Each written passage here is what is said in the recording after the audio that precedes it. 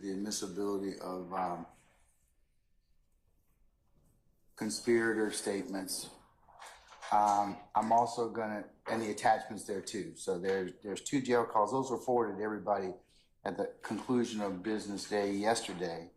I'm also going to include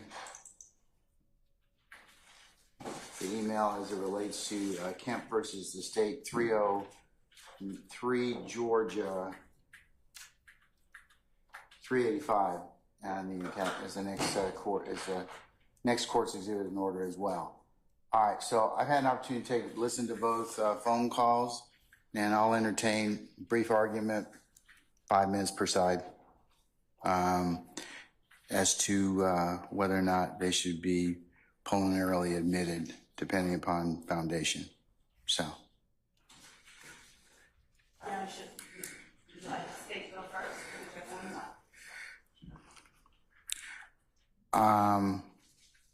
Since it's your burden, you can argue first or last.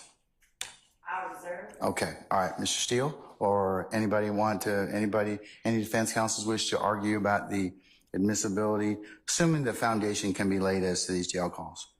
I don't mind arguing. I'd like to know exactly, I don't realize, what are the portions that the state wants to play?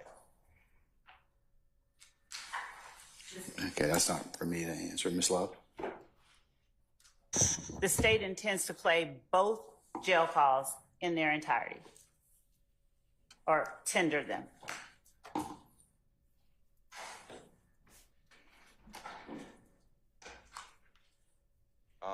Your Honor, there's a portion,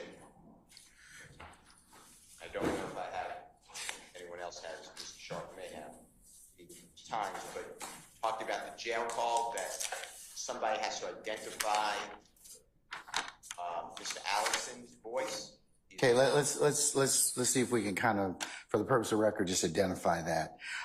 That would be found on, I'll just, as the state indicated yesterday, I think slide 136, Stevens to Allison, 2015 jail call. Is that correct? I'm being told it's correct. Okay, Ms. Love. Okay, that's so. Yeah, so that's part of the exhibit. So okay. I'm not agreeing that it's Rodney Allison's voice because I don't know if anybody can recognize Rodney Allison's voice. So I know that goes to the foundation, but you started with the speakers.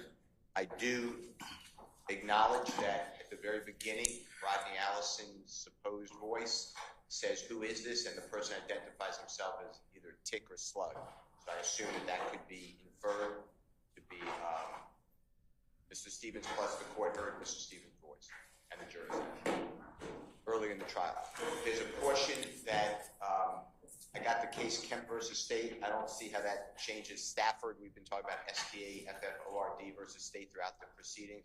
It's the same law. A conspiracy, a co-conspiracy statement has to further the conspiracy and not spill the beans.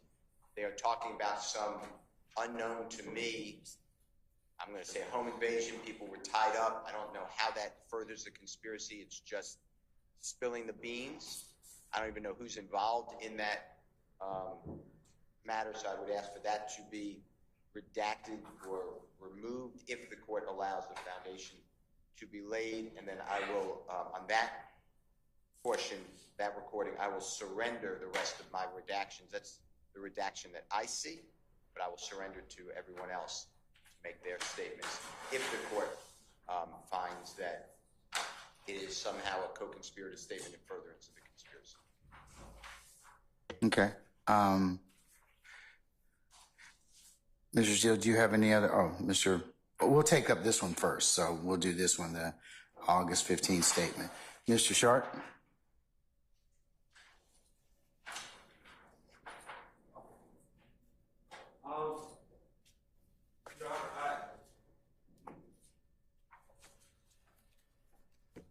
Regarding the Allison and Stevens call, alleged Allison and Stevens call, I would echo what Mr. Steele said, but I'll also point out that this discussion not only would it be spilling the beans, it's involving a wholly, it appears to me from the context, the limited context, they're discussing some unknown person being robbed by other unknown people and being tied up. And there's no indication that, well, certainly there's no indication that that any of these people were the robbers, and there's no indication that these people were associated with the people that were robbed, that were apparently, according to the conversation, drug dealers. I just don't know how.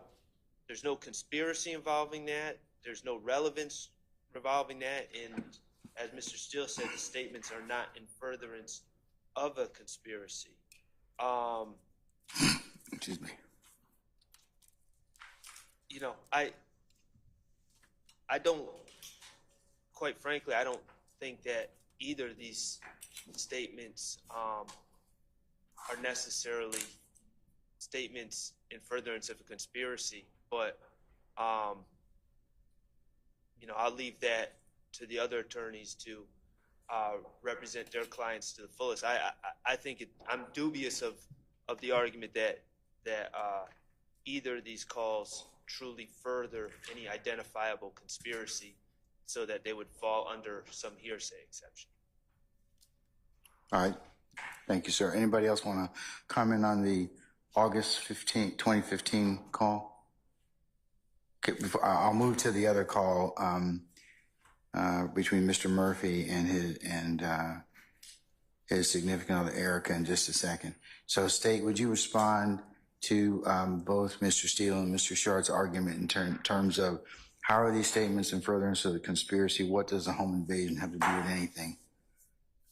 I'll start with the home invasion, and we can exclude that portion of the jail call. That part is Rodney Allison talking to Trontavia Stevens about a third party or parties that they both are familiar with.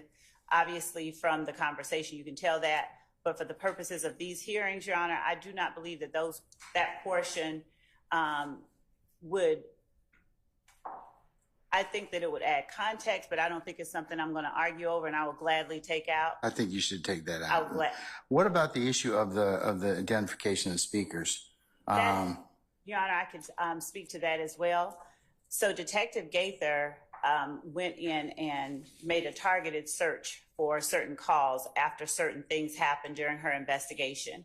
So upon learning that, upon getting Mr. Allison's number, she did a search for Mr. Allison's number. She recognizes both Rodney Allison and Trontavia Stevens' voice. And with respect to the second call, just because we're talking about how you know who's speaking. Is that Walter? Are you talking about Walter Murphy and Erica? Yes.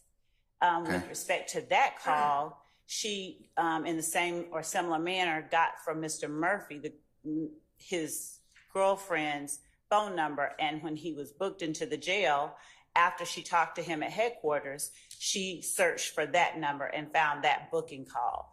So she too recognizes Mr. Murphy's voice, and she can as well identify the speakers by the content, by contextual details that are spoken within the call itself.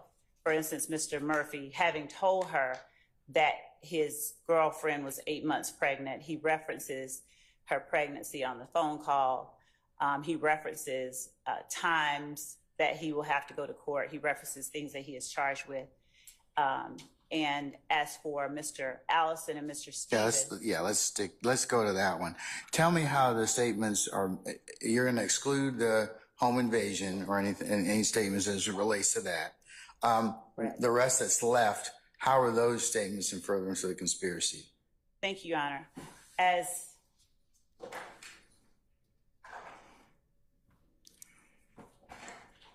As we laid out for the court and counsel for the defendants yesterday, the first portion of the call, after they acknowledge one another, Mr. Stevens and Mr. Allison, and after they get out of the way, that home invasion stuff, you hear Mr. Allison in a very guarded voice telling Mr. Stevens that your man, Lil D, you need to do something about him. And you hear Mr. Stevens saying... Who's Lil D? That would be Quindarius Zachary. Okay. Who incidentally will be called as a witness in this case, but that has no bearing on this fact. Quindarius Zachary is also a person who has been identified as a member of the criminal street gang Young Slime Life.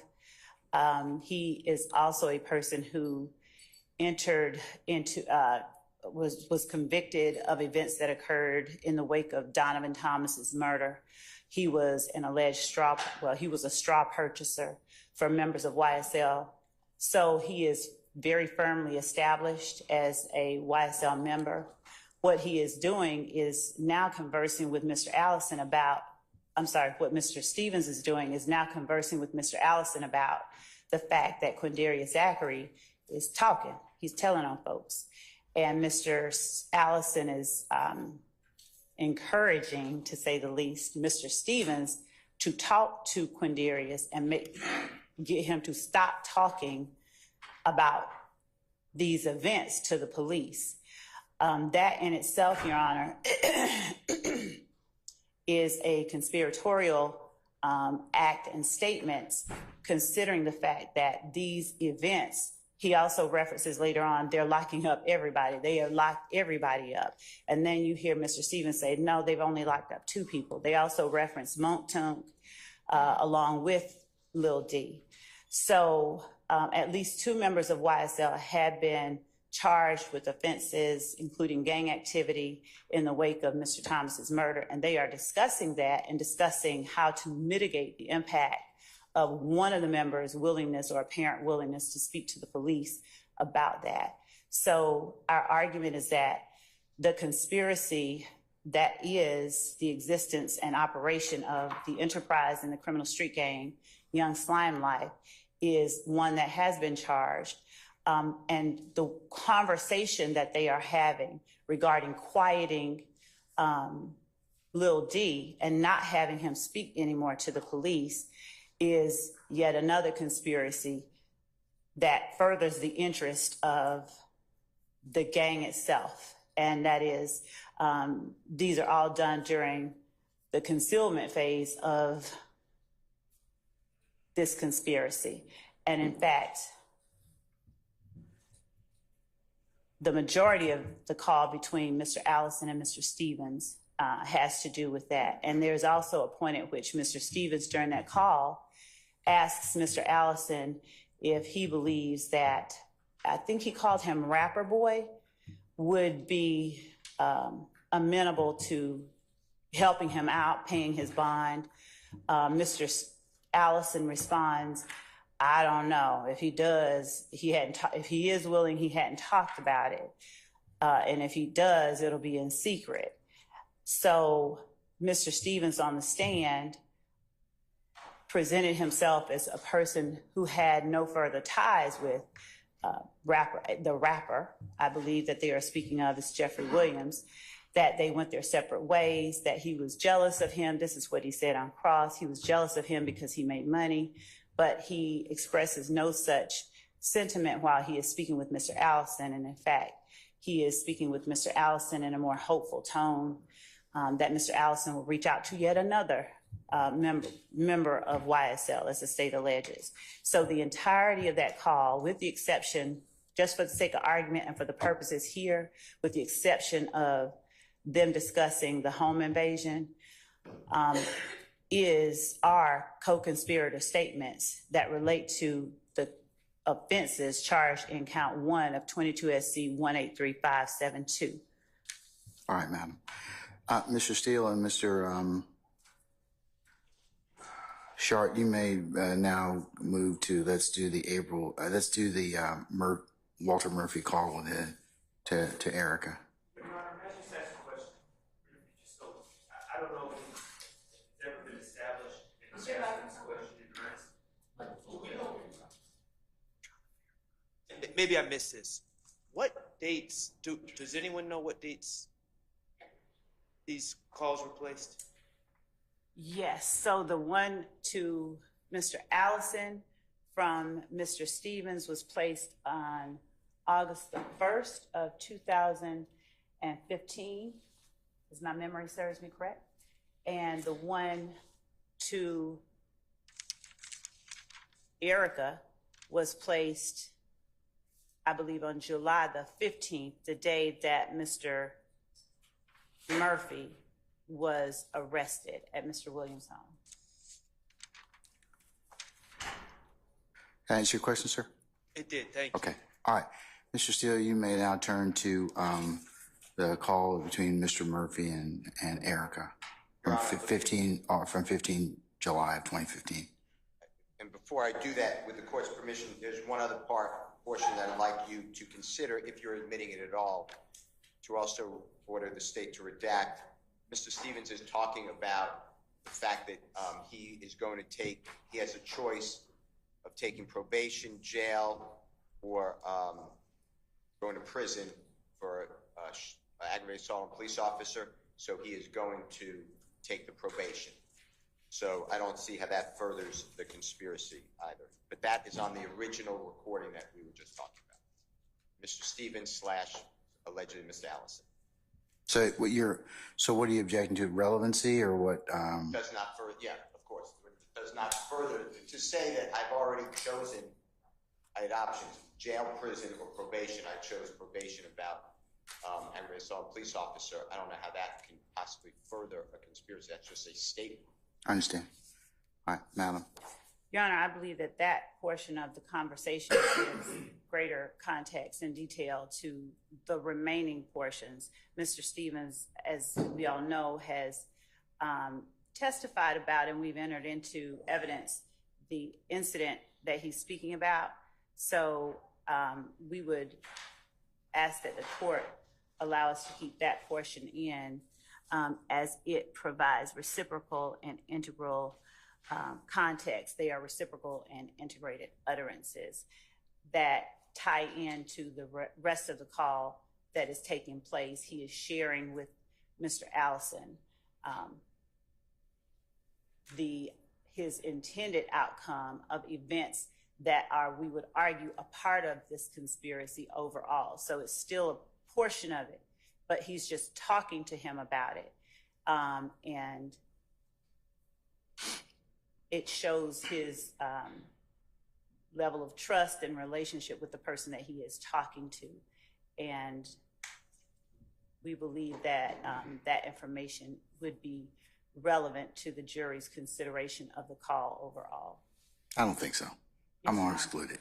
Okay. All right, so you can exclude him talking about probation, jail, and prison, okay? Yes, Your Honor. All right, okay. Anything else as it relates to the first call on August the 1st of 2015 in terms of what the court has enumerated? Not other than what we said, Mr. Stevens not on the stand, foundation, all the, it's not co-conspirator hearsay, but I. But that's what you're saying it is. I understand your argument. Okay, all right.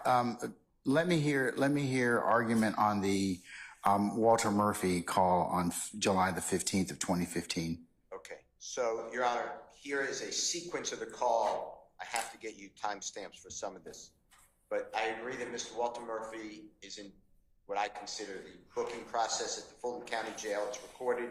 He is crying to a woman, clearly talking later about she's about to be a mother, so I assume it's his significant other.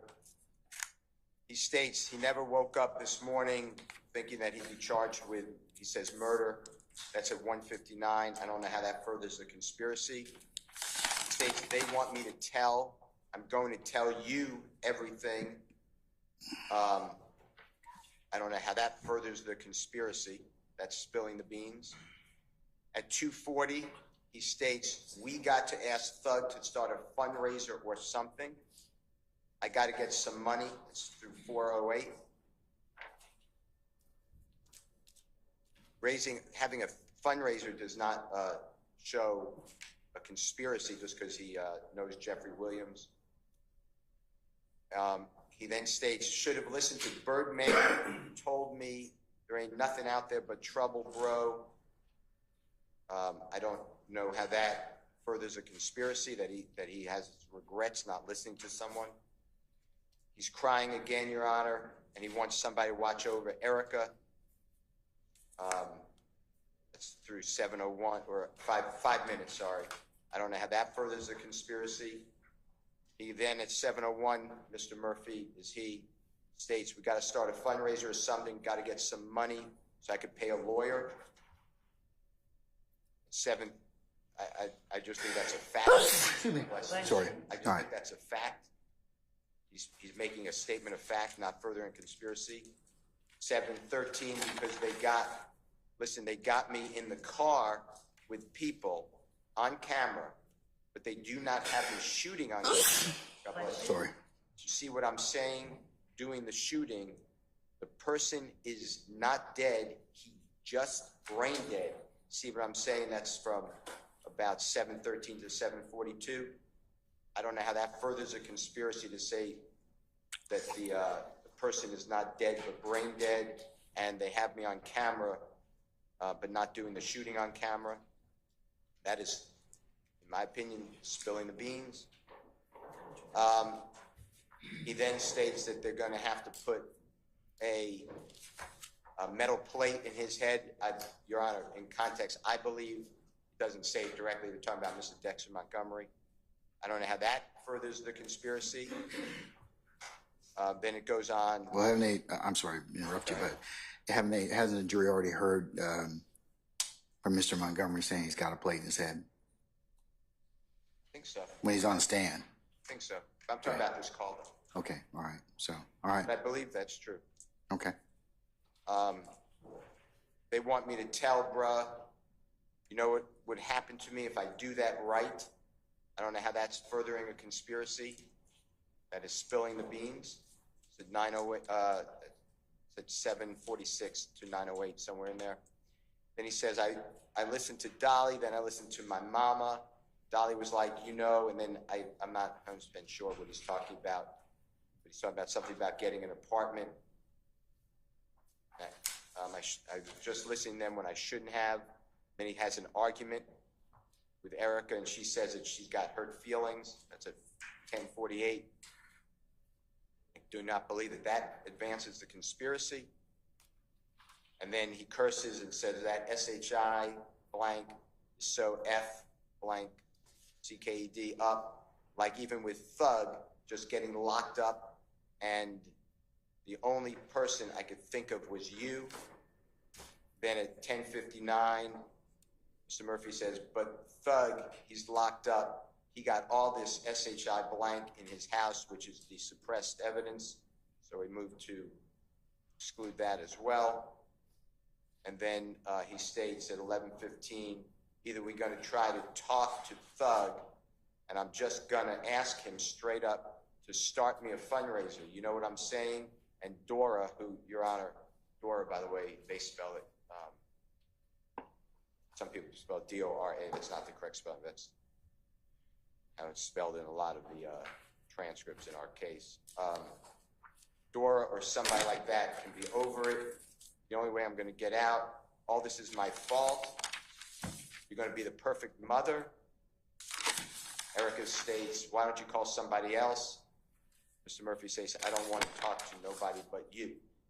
That's the entirety, I believe, of this statement. And I don't understand how any portion is furthering the conspiracy, including we have to ask Thug to do a fundraiser or something. So that's my objection. All right. Ms. Love? Yes, you can, Mr. Matthews. I'd like to cite to the court State versus Wilkins. It's going to be 302 Georgia 156. Basically, it lays out that a retroactive statement regarding matters that have already occurred and that is not intended to foster involvement in the conspiracy is not a statement in furtherance of the conspiracy, and a statement that merely spilled the beans to a third party can hardly be considered to have advanced any object of the conspiracy. Similarly, a statement which was not made to conceal the conspiracy and served only to disclose the scheme, or which merely informed the listener of the declarant's activities, is not admissible. That's under 801. That's State versus Wilkins, 302 Georgia 156. Thank you, Your Honor. What year was that, if I might ask? You said Wilkinson is 302 Georgia 156? Yes, Your Honor. It's a 2017 case. Okay. Thank you. All right. Mr. Sharp? I think Mr. Matthews covered it. All right. Okay. All right, State.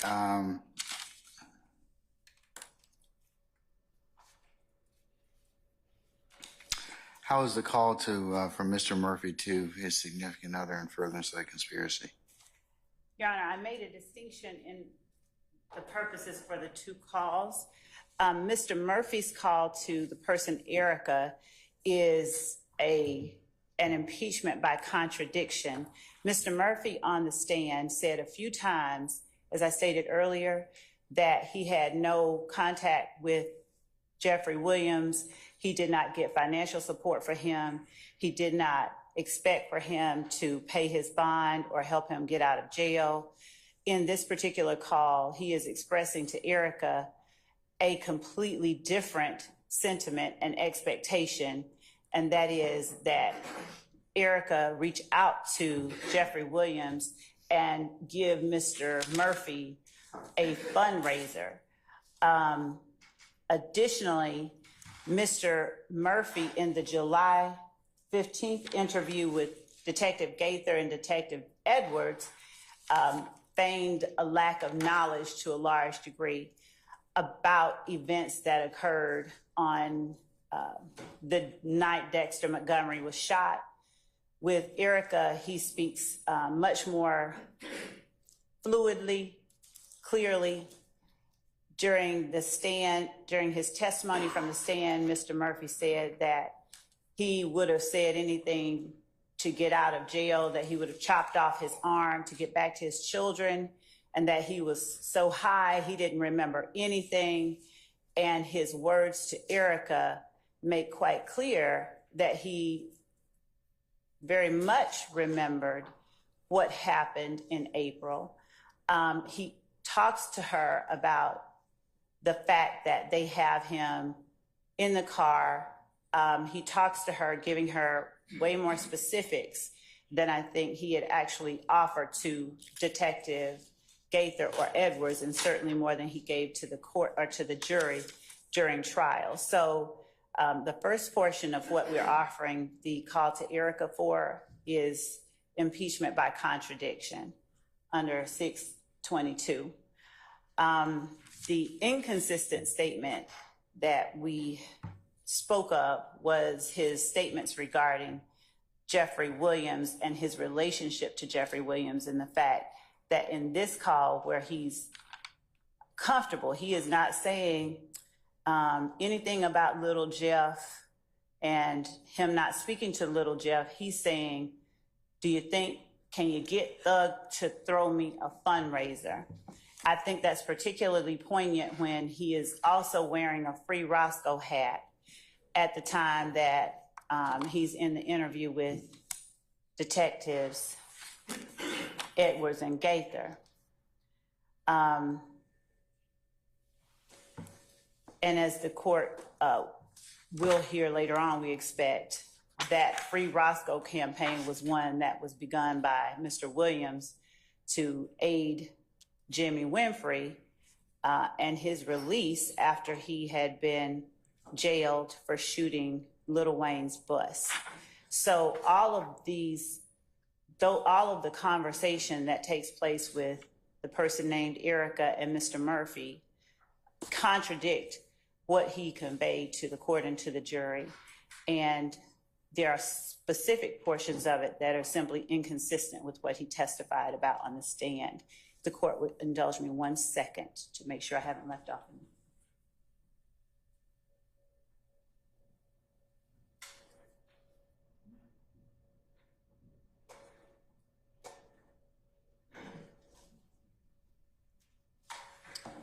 And I have another case for the court, Henderson, if the court already does not have it, versus the state. It's 317 Georgia 66. It was decided August 21st, 2023.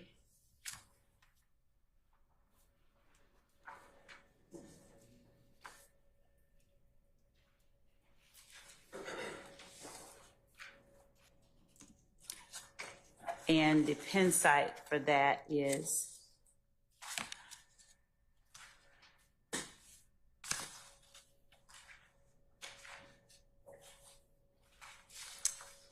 page 82, I believe, and that further illuminates the analysis regarding the other call that we spoke about. And of course, the court already has Kemp, Henderson cites Kemp, which was decided in 2018.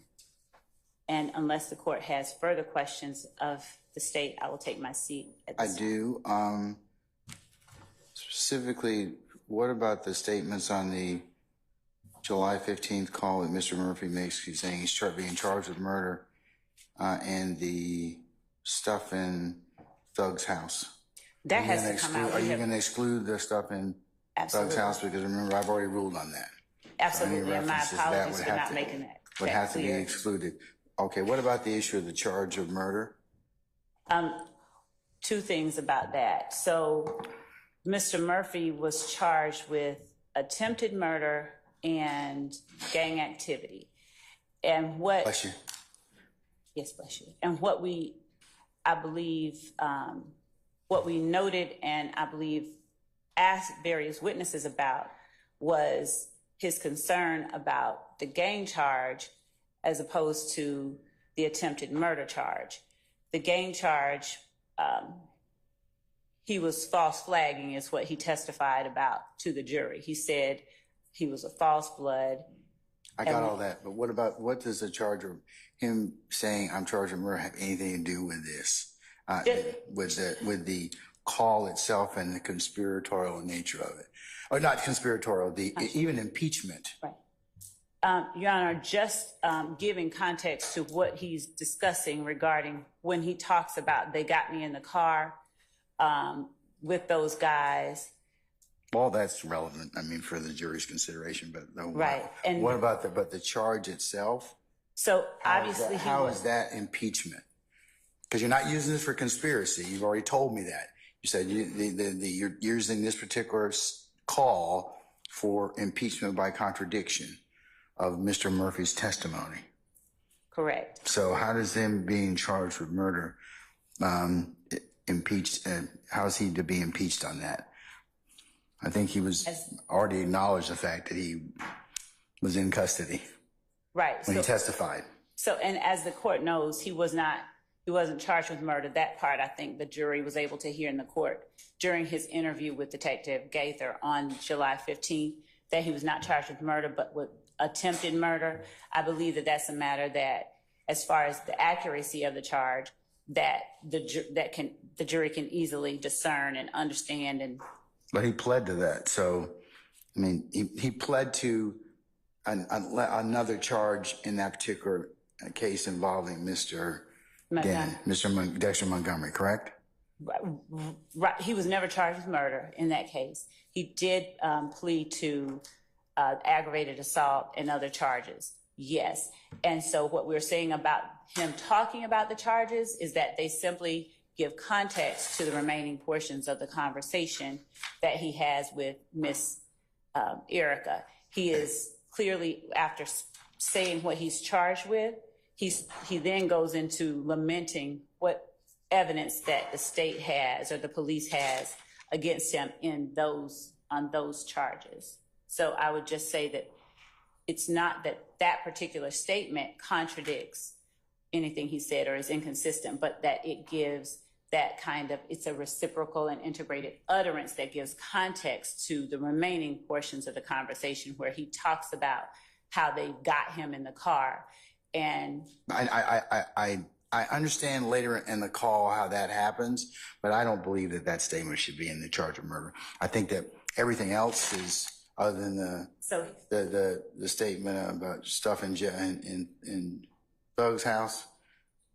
Everything else is pretty much would be or could be presented as impeachment by contradiction. So is it, he does in the first 50 seconds when he's crying and saying he has been charged with attempted murder and gang charges, there are two instances, could you put that back up? There are two instances where that happens. And at 2 minutes and 25 seconds, he says, I don't think what he's charged with has anything. You're missing the point. You want to impeach him by contradiction. There's nothing which he said that is contradictory in nature, and I'm gonna disagree with you respectfully about not everything's context. So take out those references to his arrest at this point. Everything else, other than the stuff with the items at Jeff's house, which you said you're going to take out already, yes, because that's part of the suppression. Everything else is relevant for those particular for that particular impeachment by contradiction as to what Mr. Murphy said. Okay? We can definitely do that. All right. Judge, the only thing I wanted to make sure I was clear about is the reason I was bringing up that the first 50 seconds had that stuff we're taking out about the murder charge. Later down at 2:25, when he says, I never thought that this would happen to me. Murder, come on, bro, I got to find some kind of way, bro. We got to ask Thug to start a fundraiser or something. That portion right there was where I was also saying that it gave the context. It's different than the one where he's up there talking about, I'm charged with attempted murder, gang charges, and he's crying and saying telling her not to cry, he's sorry. Those are two separate places. So I just want to make sure. You can still edit out. He says, at least in his phone call, about 3 times about this. You got to go ahead and ask Thug to do something for me. And I'm just paraphrasing in terms of fundraiser. I think he mentions that twice, and then there's another time assistance. So yes, it would go to if the jury believes it, for his contention that about the relationship between the two of them. But I would ask that you just, kind of cut it out at this point in time. Okay, so we'll be taking out. You can blip the word or whatever, but I think that the rest of it is contextual in terms of what is being asked of, or potentially asked of Mr. Williams. I got it. I see Okay. what you're saying. Yes, Your Honor, I see exactly right. what you're saying, so we can do that. For the court, Okay.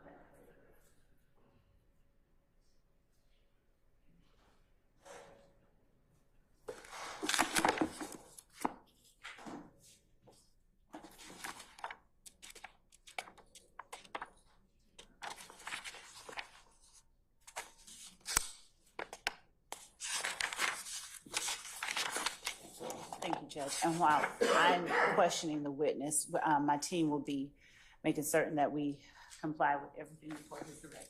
All right.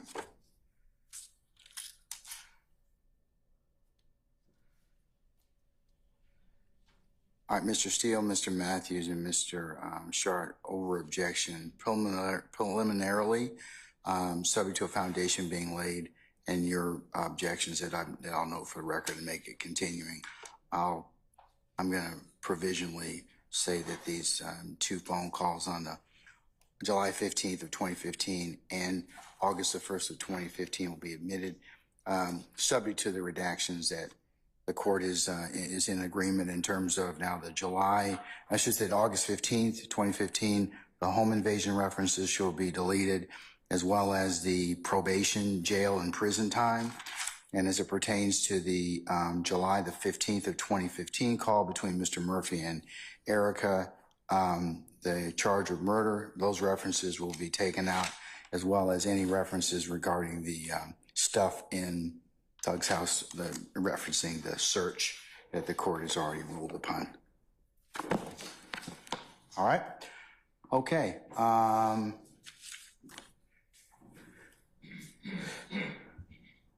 Steele? Anything else in regards to these two phone calls? And I think it may be obvious, a continuing objection. I said I would give you that. Yes, sir. And then I still believe, I don't know if the court ruled on it, the state is doing, they don't have the right witness. They don't have any witness on the stand who's a speaker in either of those recordings, and did not ask Mr. Murphy or Mr. Stevens about those. So my position is, I understand they're using the word impeachment by contradiction. That's only as to the 15 July 2015 call, which would be to impeach Mr. Murphy's statements on the stand. The phone call on 1 August of 2015 would be allegedly co-conspirator statements. And I just want to voice the opinion that anything that is inconsistent, as the state said, or contradictory, should have been confronted to Mr. Murphy. So I just want that objection to be included. I don't want to waive that objection. All right, sir. And Your Honor, just to piggyback, I do believe that there are authentication issues that are going to come up with this, and I guess instead of raising it in front of the jury, I'll just raise it now. I understand that perhaps voices could be identified, but still there's no reference of date or time that these calls were made. Well, that's 1 August of 2015 and 15 July of 2015. Right, but how does I understand that Miss Love told us that, but Miss Love is not a witness in this case. And to my understanding, I can be corrected if I'm wrong, but Investigator Gaither did not pull these calls. Maybe I'm wrong. And I think she testified yesterday. She did. Maybe I'm mistaken. State, is that what did she say about these jail calls? Yeah. Yeah, I thought that there was some testimony about her pulling these calls. Can you identify the date that she pulled them? I mean, the date of the calls? Because I think that's going to be an issue. That's the foundation. I said subject to foundation, sir. Okay, so I got to hear it in order for me to rule upon it, okay? All right. Okay, folks, let's take 5 minutes or so. We can take comfort. Did you have something else you want to say? For an abundance of caution, yes, thank you. I am not agreeing with Mr. Sharp's statement that Ms. Love is not a witness in the case. I don't want anyone later to say that I somehow waived that issue, that she is an unsworn. All right, sir. Okay, we're in recess. Give me 5 minutes, then we'll call for our jurors and our witness, okay? All right.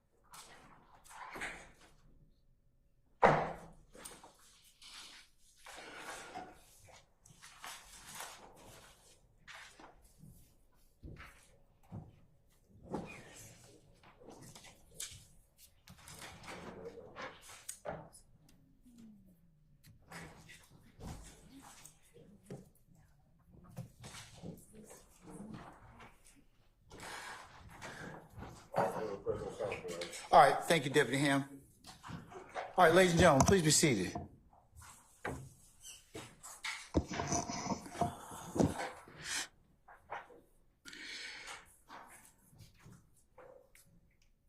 All jurors present, sir? Yes, sir. Okay, all right.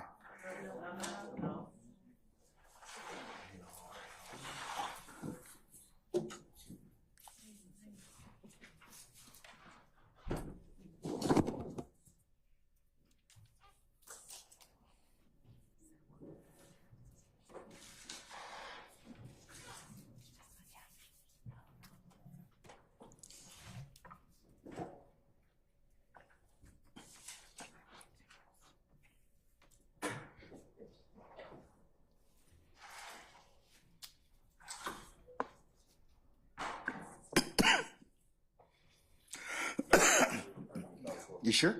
Yes, sir. All right, ladies and gentlemen, please be seated. All right.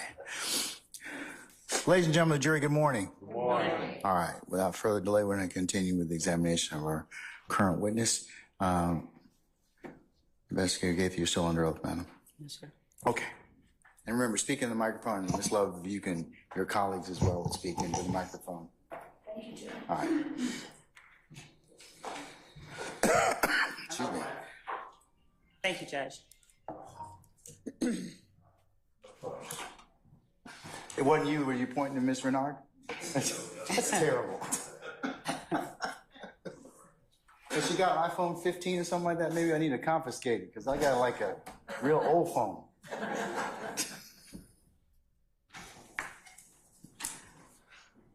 Detective Gaither, I'm going to go back to the July 15, 2015 interview that you had with Mr. Murphy while Detective Edwards was in the room. Do you recall a time where you mentioned to Mr. Murphy something about, I'm going to let you go and sober up or something like that? Yes.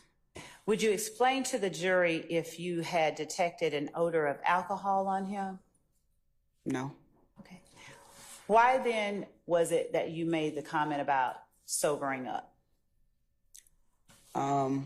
Believe it, earlier in the interview, he stated he gets high all the time and he doesn't remember stuff. All the days kind of run together. But then he contradicted himself by saying, you know, just before he was arrested, he had just woke up, jumped out of the bed, threw on some clothes, and went to the location where he was ultimately arrested. So I didn't believe he was high. He appeared coherent.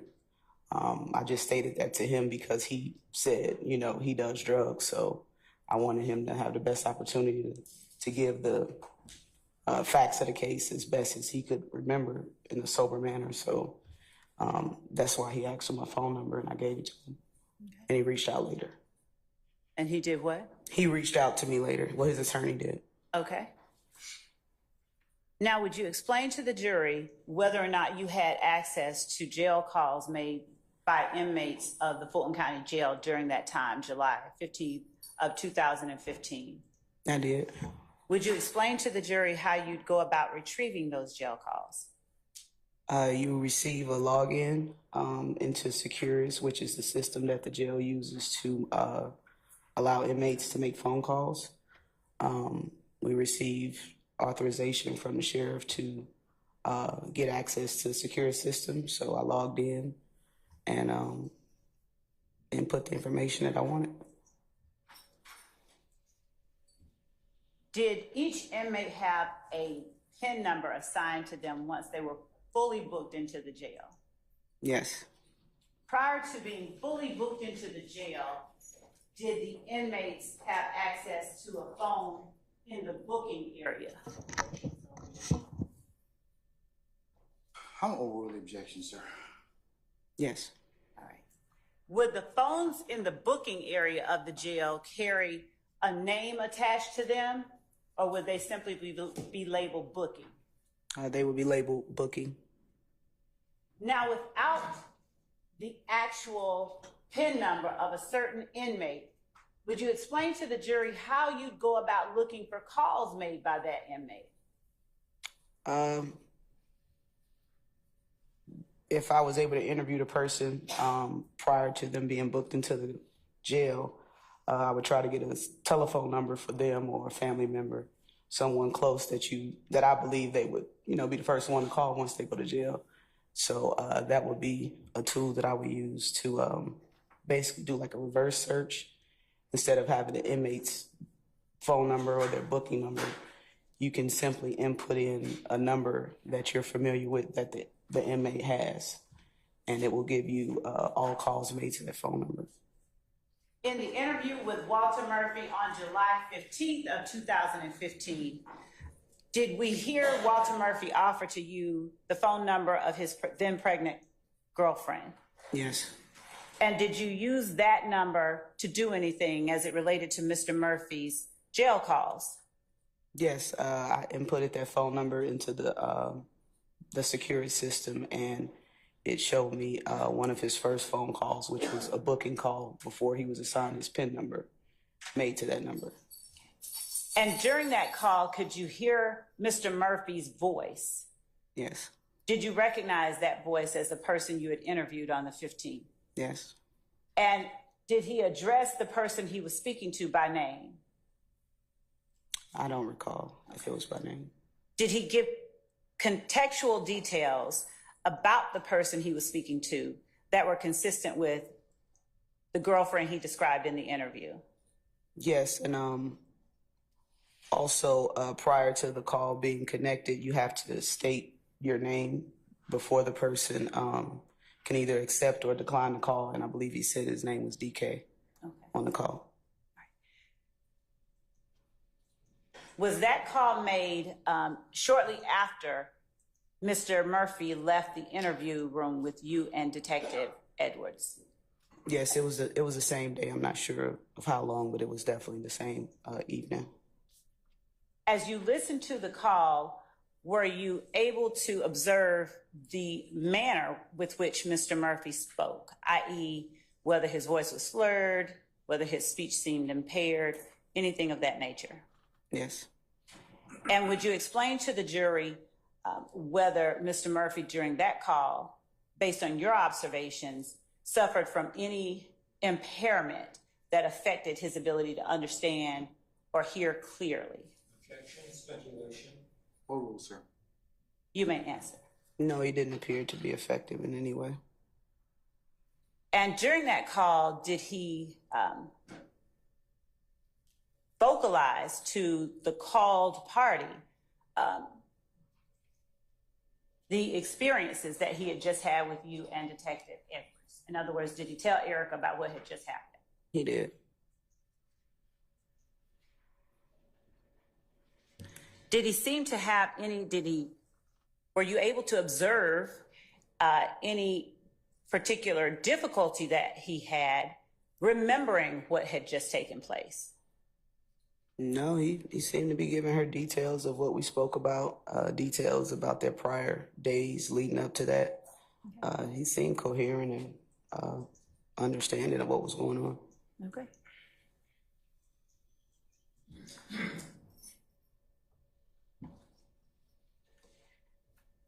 Later on in August of 2015, did you have an opportunity to listen to a jail recording between Trontavia Stevens and Rodney Allison? I did.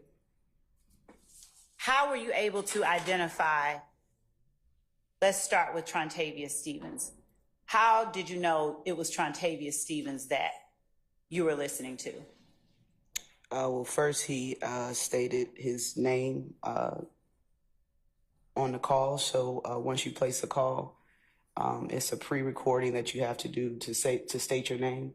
And he said it was Slug, which is one of his nicknames. And also I was familiar just with his voice from previous interactions and other jail calls. And what about Mr. Allison? Had you had an opportunity to hear Mr. Allison's voice before then as well? I had heard Mr. Allison's voice really from the start of our investigations. As we would arrest people, several individuals reached out to him via jail calls once they were arrested. So I was familiar with his voice based on those previous calls. Were the details that were discussed in the call between Mr. Stevens and Mr. Allison consistent with details that you were already aware of prior to making that call or listening to that call? Yes. And did you preserve both the call from Mr. Murphy to Erica and the call from Mr. Stevens to Rodney Allison? I did. Okay. We'll get back to those. When you spoke about the gang unit having access to each other and each investigator having access to the other's intelligence, would you explain to the jury if on your individual cases, the investigators utilized or had access to the same details, sources, facts as they were evaluating whether or not to make a classification of a person as a gang member?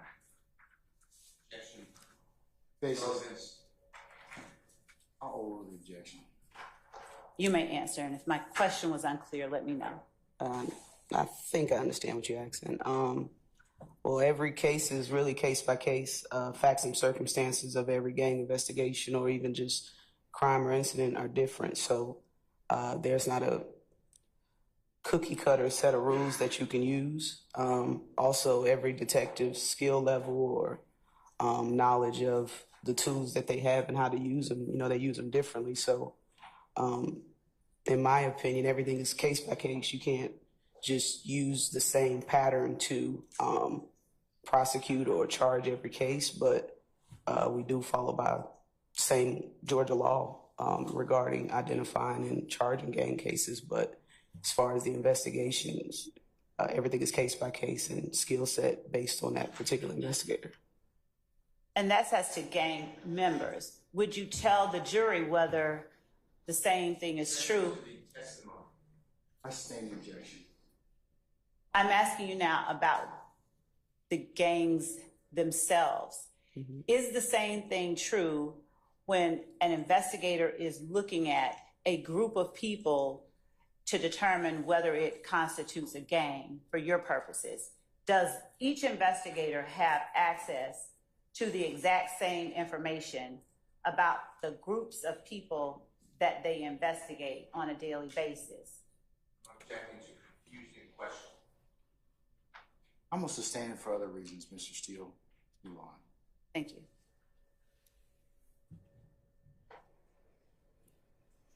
When you and Detective Dennis worked together, did you always travel together? Objection relevant.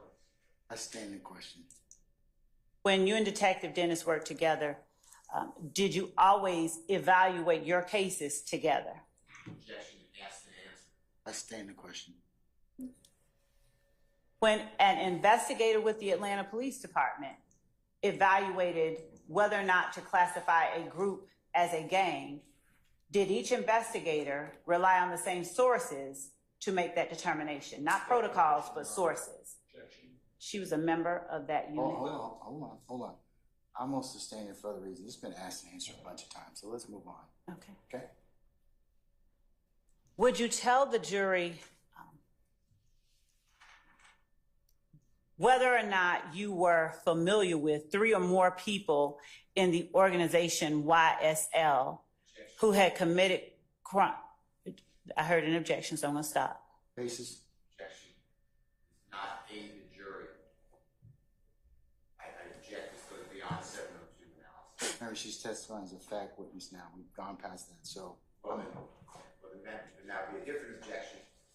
It would be an opinion without, it's a lay witness without me. Still does I'll not. sustain the objection.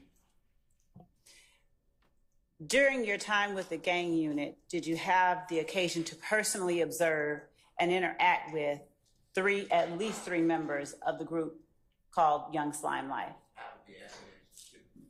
Your Honor, I have to lay a foundation for the question I'm going to ask next. We approach. Sure.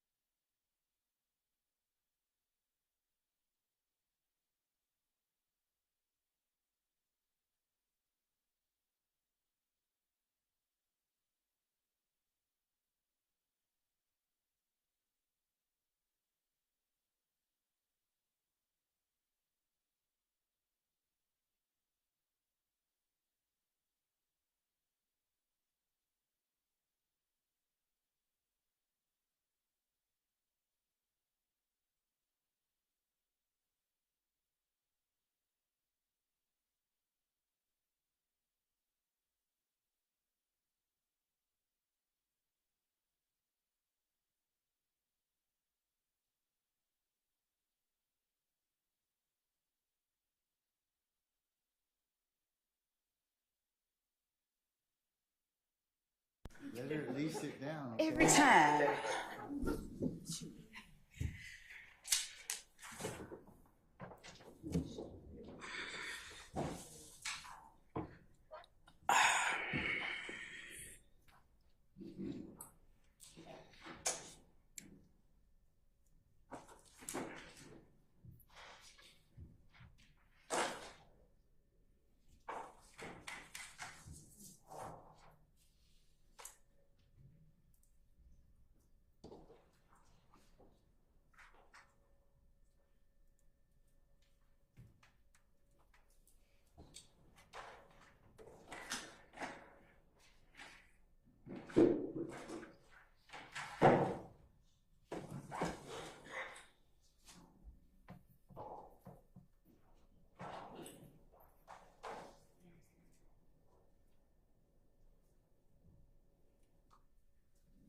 Your Honor, with the court's permission, I will approach Investigator Gaither with what we have labeled State's Exhibit 106, Bravo, Bravo. It is a digital file that has been provided to the defense on a thumb drive. Earlier this weekend was provided in discovery in 2022. But I'd like them to see what I'm presenting to the witness, if either of them would like to look. All right, madam.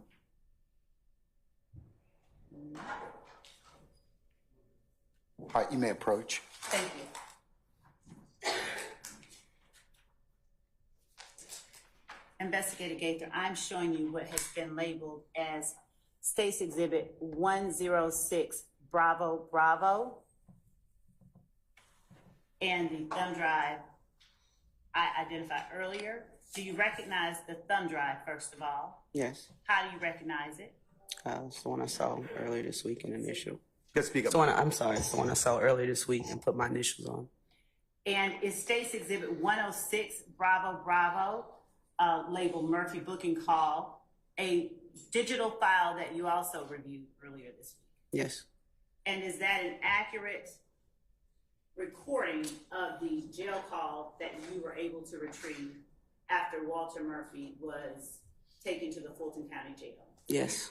Your Honor, the state tender State's Exhibit 106, Bravo, Bravo, subject to the court's earlier ruling. Any further objection? Nothing further. All right, subject to the court's earlier rulings, States 106 Bravo Bravo is admitted and may be published as you see fit. Thank you, Your Honor. Ms. Hilton is going to do my honors.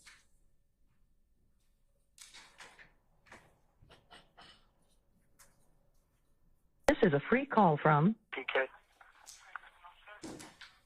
an inmate at Fulton County Jail. This call is subject to recording and monitoring, and your location information may be collected and used by corrections and law enforcement personnel. To accept this free call, press 1. To refuse this free call, press 2. Thank you for using Securus. You may start the conversation now. Hello. Erica, how you doing today? Not good. What's going on? What you not telling me? What's going on? I never knew when I woke up this morning that I would be charged with murder. We're going to pause at 44 seconds and move to 1 minute.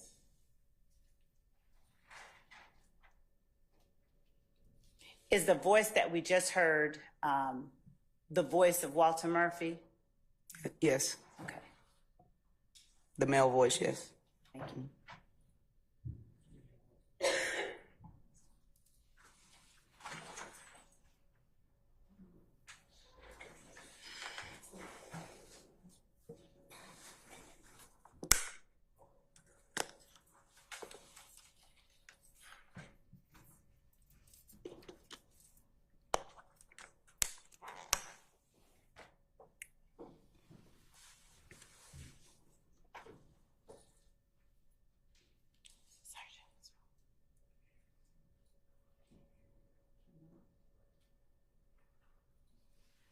Your Honor, can we position the speakers a little bit closer because we're being told that the jury can't hear the audio coming in over the Zoom? Sure, that's fine.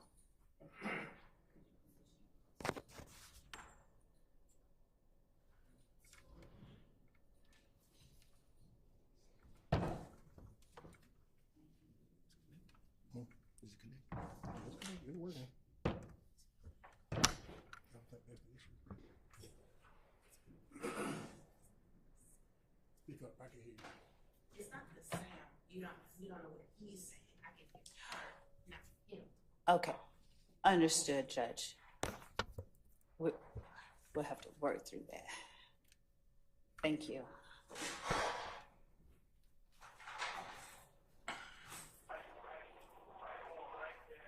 The car was supposed to be on his way up there. What, a jail?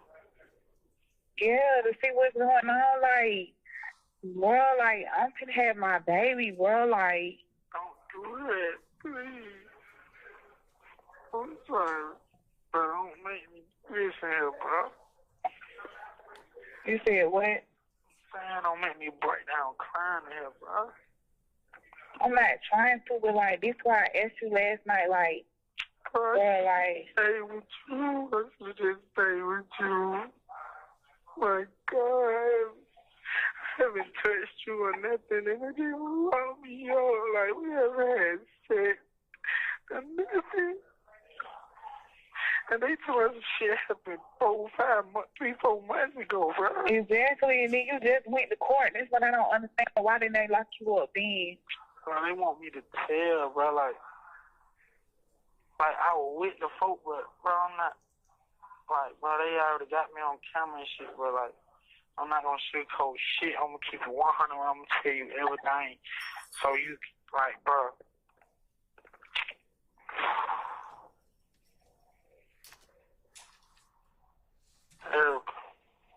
Huh? Bro, I never thought this shit would happen. We're gonna stop at 227 and then to 231.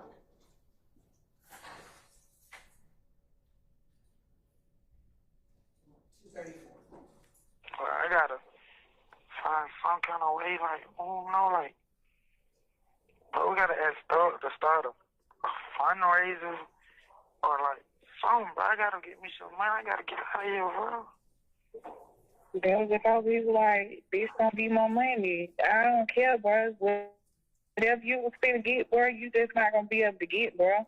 Like, Dakota? yeah. Man, bro, that nigga James, they wanna fire him, but don't tell me he said no shit. They gonna be more money. Nah, he was just saying, like, you not gonna get a chance. He's like, what the fuck? Like, what do BK got to do? What is it? I don't know. I don't know what to tell him. I said, I don't know, because I don't know what's going on. Like, I went back through my text message to see, like, what we've been talking about around that time. And that shit, all I think about is, all I see is Pokey. So I don't know what you got going on, because you ain't told me nothing. Like, I'll talk to you when you come and visit me. But I can't talk to you over the phone like that. And I'll write you. But, like, seriously, Erica, like, for real, bro? What the fuck did I do to God? Or whoever, bro? Come on, man. Like, I should just listen to Bird, man. But the man sat and told me, bro, stay with me, nephew. Ain't nothing out there for you but trouble, bro. This man just sat there and told me, bro. Ain't nothing out there for you but trouble, nephew. Stay down here with me. And I ain't listening, bro. Now I'm about to have my son, and I'm not even gonna see him get born. Like, come on, bro. This shit hurt me so bad. Like, bro, I've been throwing up. I haven't ate all day. I got the bubble gum and shit. But this shit is not right. It's like, I just feel like this whole time was for nothing. Like I just all my child ever, I loved you, and then I just throw it all away for no reason, and I'm sorry.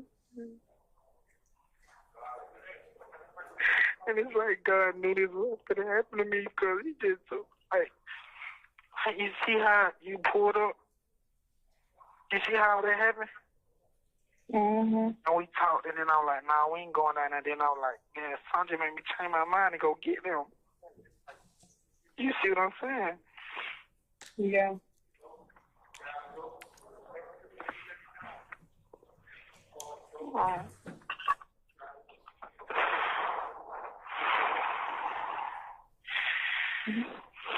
Like, I don't even know what to say. Like, who with you? Where you at? I'm outside of my house. I'm just sitting in the car, bro. You need to. I don't trust you right now to be by yourself, Erica. Like, bro, I know how you is, bro. I need to talk to somebody who I know can watch over you and make sure that you're straight, bro. I don't want you to try to do nothing to yourself or nothing. I'm still here for you and everything. I don't need you to try to do nothing to my baby or none of that, bro. I need to talk to Jessica or this or somebody who can come over there and stay with you and give me their word that they're going to watch over you and him, bro. Because it's okay. Well, what am I going to do? Like, oh, I don't know. Don't make me say something that I'm going to regret. I don't know what you're going to do, Eric. I don't know.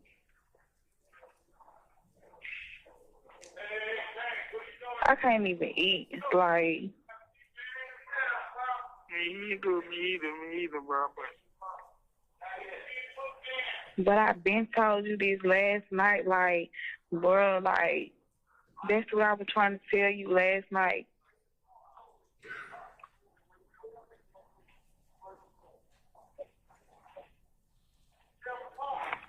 Like, we got to start a fundraiser or something. We got to get me some more money so I can get a better lawyer, bro. Because they got me in the car with the people on camera, but they do not have the shooting on camera. You see what I'm saying? Yeah. They got me in the car with the people on camera. They showed it to me on camera. But they do not have the actual shooting on camera, and the person is not dead. He's just just brain dead. You see what I'm saying? Mm-hmm. She's saying he's going to have a metal plate put in his head and shit. That was what she was telling me. And they wanted me to tell. But, bro, you know what'll happen if I do it, right? Mm-hmm. Right? Yeah. Okay. I just wanted to hear you say that. But you like... I don't know, Rick. I don't know. I've thought about everything. And I tried everything. And I just need some help. I don't know. Oh, my God. I thought about killing And then that shit just fucked up because I don't have nothing. Like, I don't have no type of nothing this time. Like... What do you mean? Like, I don't have no type of money. I don't have nothing, bro. Like... Okay. You got another phone right now? Mm-mm. You know I don't. I wish you just would have came up my house. Came home. I told you, like, boy, it's not like that. I told you why everything went the way it went the other night because you being disrespectful. Yeah. Like, and I told you that. I apologize, but my mom, I'm sorry, bro. I'm see the truth, bro. I listen to Dolly. I listen to my mama, really. And then Dolly was like, bro, you know how girls is, because I've been through that, bro. I got quit, you see what I'm saying? She wasn't saying, like, you just intentionally doing it. But she was saying, like, the same thing my mama was saying. My mom was saying, like, bro, Erica just trying to get the point me to kick you out. I'm like, and I was just listening to them when I shouldn't have, and that was wrong, but we can't fault nobody right now but me. You're right, but I'm saying, me and you is better than what everybody was saying. Like, you knew what you had done. You just be trying to make it seem like it be me tripping, bro. Like, you knew, like, why I felt the way I felt, and you knew what I was doing. Didn't nobody say, no, you can't come here or nothing like that. So I don't understand why you be trying to make it seem like the other people that it be there. And then you took all your clothes and stuff like that. Like, that shit really hurt my fucking feelings. Like, that shit really hurt. Like, Okay, if you don't want to go through this with me, bro. It's not that, and then, like, you ain't even called to see that I make it home. I've had this last night. I was just like, damn. When you get home. I wanted to see what you gonna call. This shit, bro, God knew that this was gonna happen to me, bro. I swear to God, you were trying to see what I gonna call, and I was trying to see what you gonna call, bro. Oh, God. I sat right there and waited, bro. Dollar was asleep.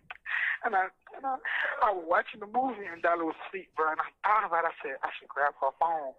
And I said, no, Erica ain't call me, so why should I call her? Bro, that shit so fucked up. And, like, bro, even with Thug just getting locked up, like, Thug getting locked up, I'm like, damn. The only person I can think of. Excuse me, 11:05.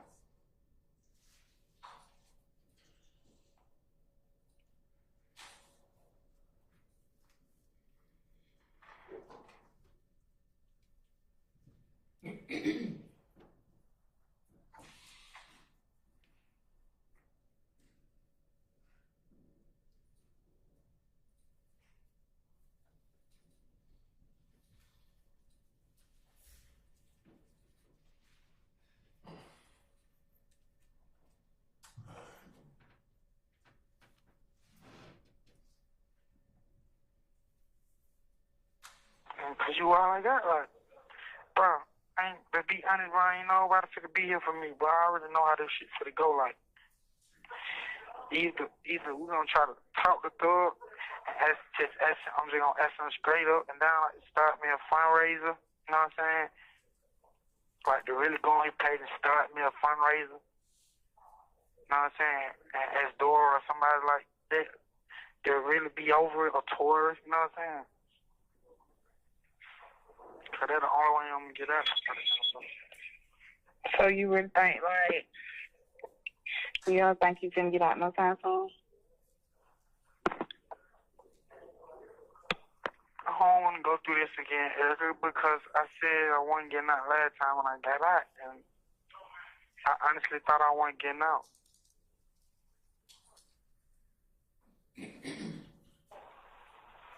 Last time, and I did, so I can't say, like, I can't say. I just hate, like, No, I know. It's murder, because I'm going up into the 7th floor. My back fucked up, my arm go out every time I lift up. It is just bad, bro. It is bad. you gotta be strong, though. Like, Your Honor, for our purposes, we are going to now stop that portion of the video at 12:38.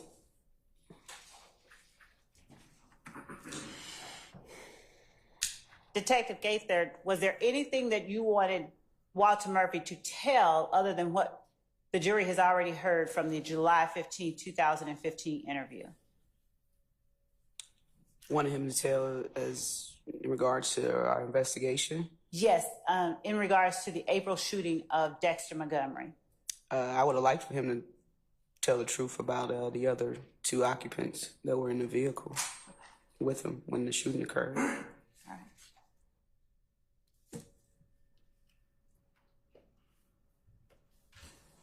And at any time, either on jail calls or in interviews or conversations with you outside of the interview room, did Walter Murphy ever indicate that the people in the blue vehicle threatened him with harm?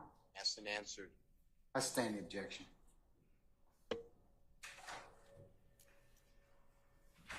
Are we ready in there?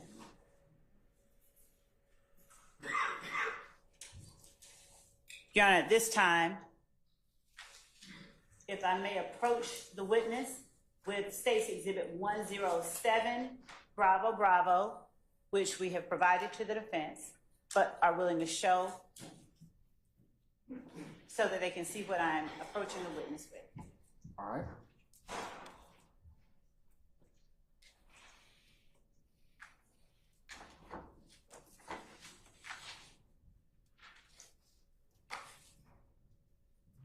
Investigator Gaither, I am showing you what is a digital file on the thumb drive that you identified earlier, labeled State's Exhibit 107, Bravo, Bravo. Stevens to Allison. Have you had an opportunity to listen to that audio file? I have. Is that a booking call made by Trontavious Stevens to Rodney Allison? I believe that. What? I'm sorry, a jail call. Thank you, Mr. Steele. Is that a jail call? Thank you both. That you identified that came from Trontavious Stevens to Rodney Allison? Yes. Yes. And would you tell the jury how you were able to recognize the caller who was inside the jail? He stated his nickname Slug.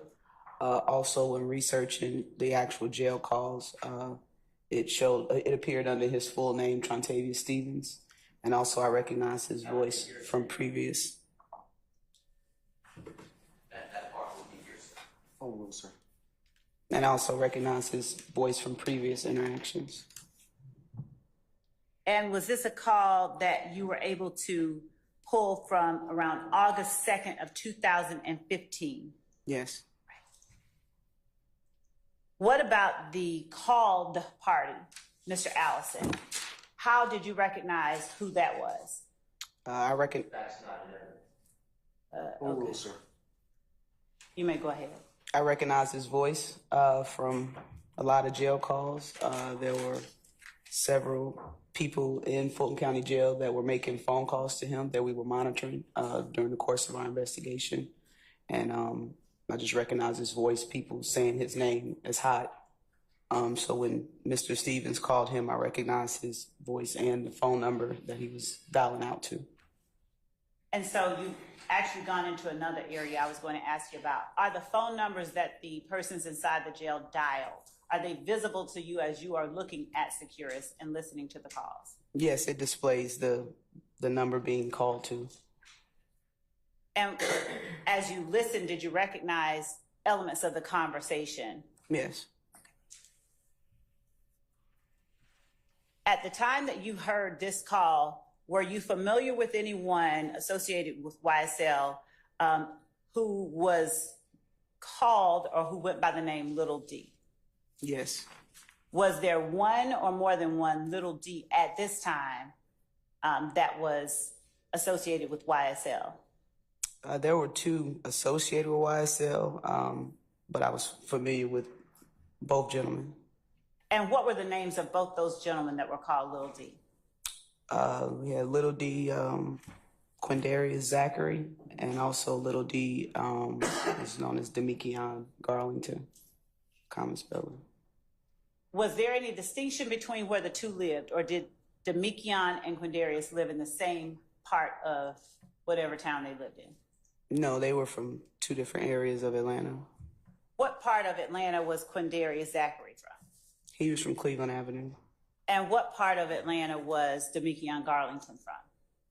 I believe he was born in Old Fort Ford area, but he spent most of his time in Mechanicsville. And did Demikion Garlington associate with members of both YSL and Inglewood family? He did. Did Quindarius Zachary associate with both or only one? Just one. Which one? YSL. All right. Is the recording that you've identified as State's Exhibit 107 Bravo Bravo a fair and accurate recording of the call that you listened to, that you pulled from August the 2nd of 2015? Yes. Your Honor, at this time, the state tenders State's Exhibit 107 Bravo Bravo as evidence, subject to the court's prior ruling. Any further objection other than the court's earlier rulings? Nothing further than Williams. Okay, all right. States 107 Bravo Bravo is admitted subject to the earlier rulings of the court. It may be published as you see fit. Thank you, Judge.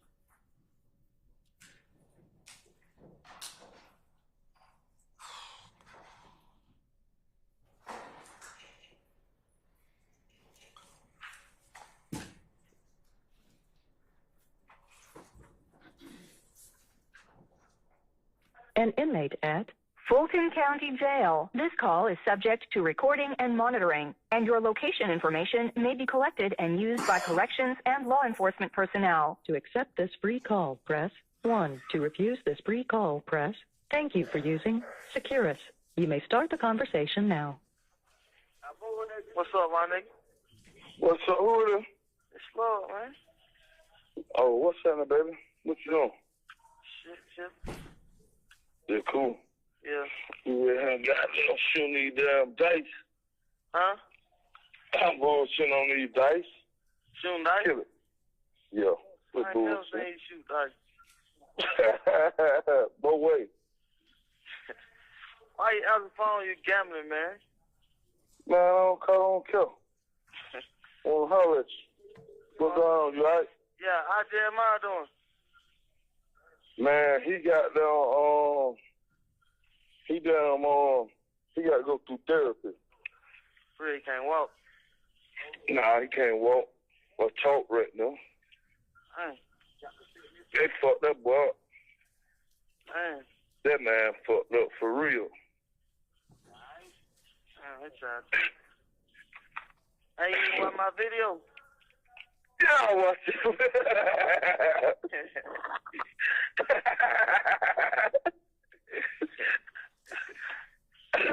You gonna go back to court though in a minute.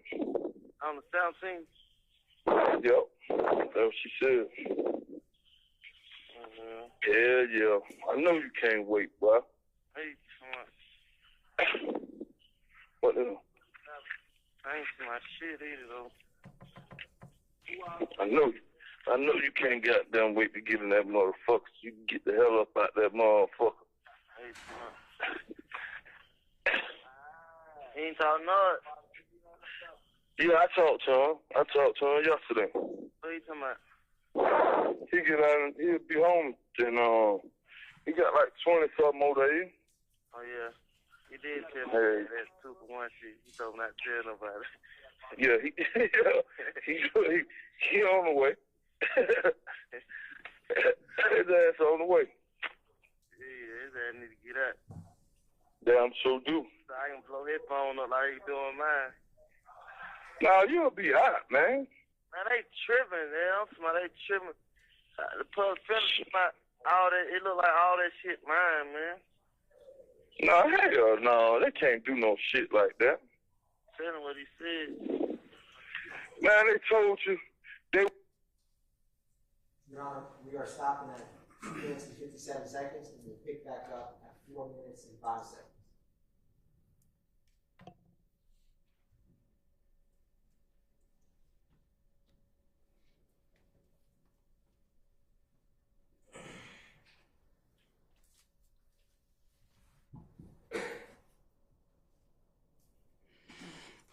And then, man, what the hell, man, that boy tripping, man. Who? D. What he do? You know they want Mook want them locked up. Yeah, I was at court with him the other day when I had no court with him. That joke.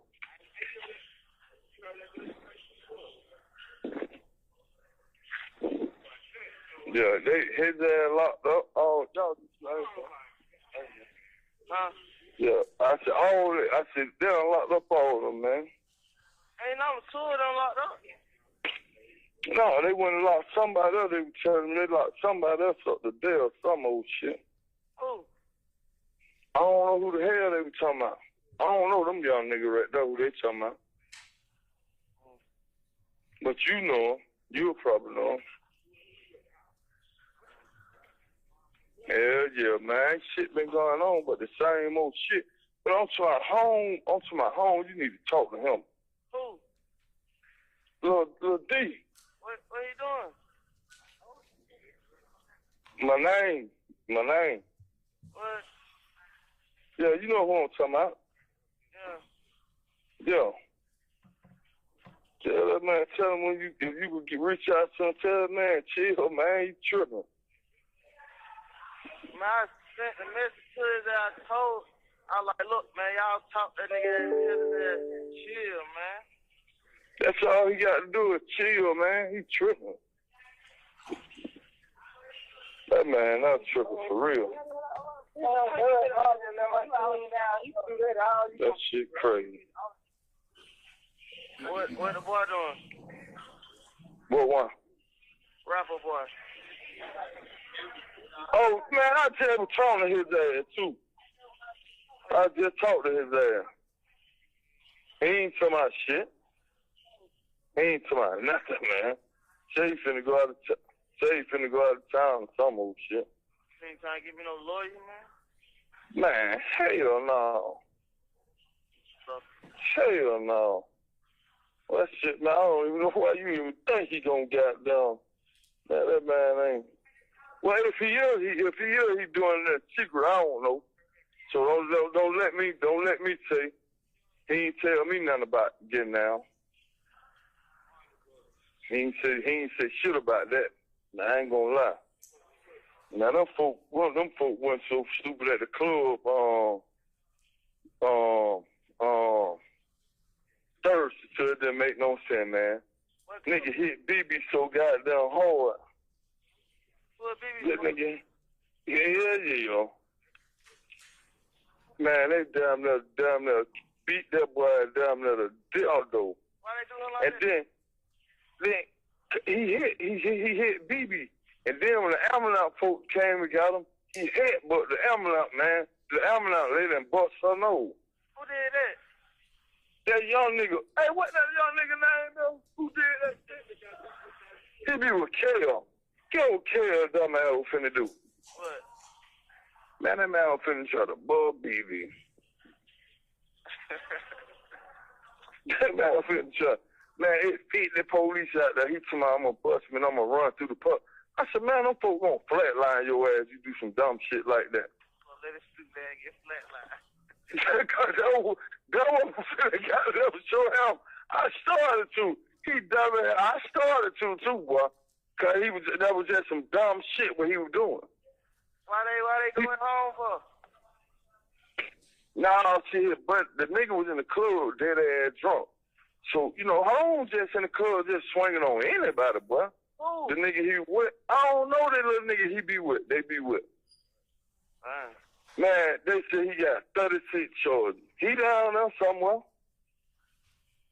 Then here's a kill. I'm finna pump B ass, boy. I'm finna hit the parking lot. I said, man, they fit the police right here, man.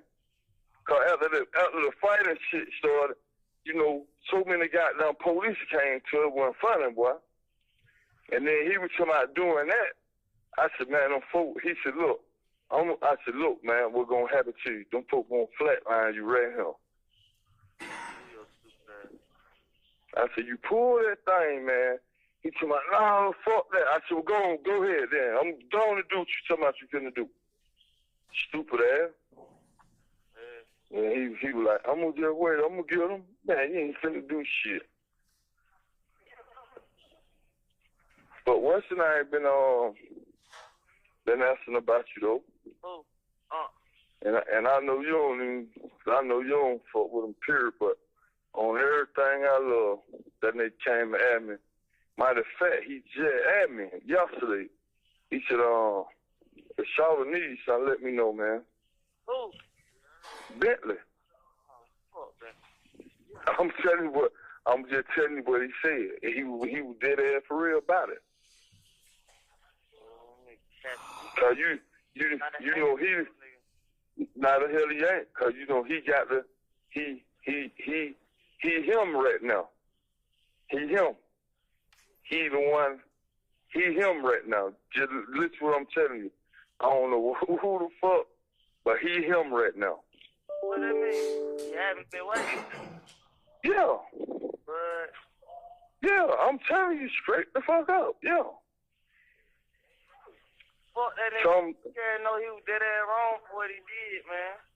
Don't send him to my house, bitch ass nigga. Yeah, you dead ass right. From that nigga, fuck that bitch ass nigga. That right. So much stank. You dead ass right. But get what?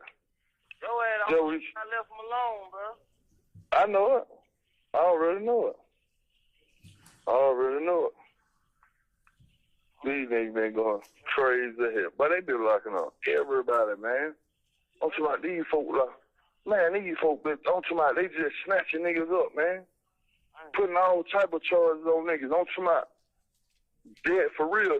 So get what I said. Get what I said. God moved you out the way for a reason. Yeah, that's how He moved you out the way because what they getting these niggas for, man, these niggas, only way they getting out of it, they got to tell something. Yeah. Yeah.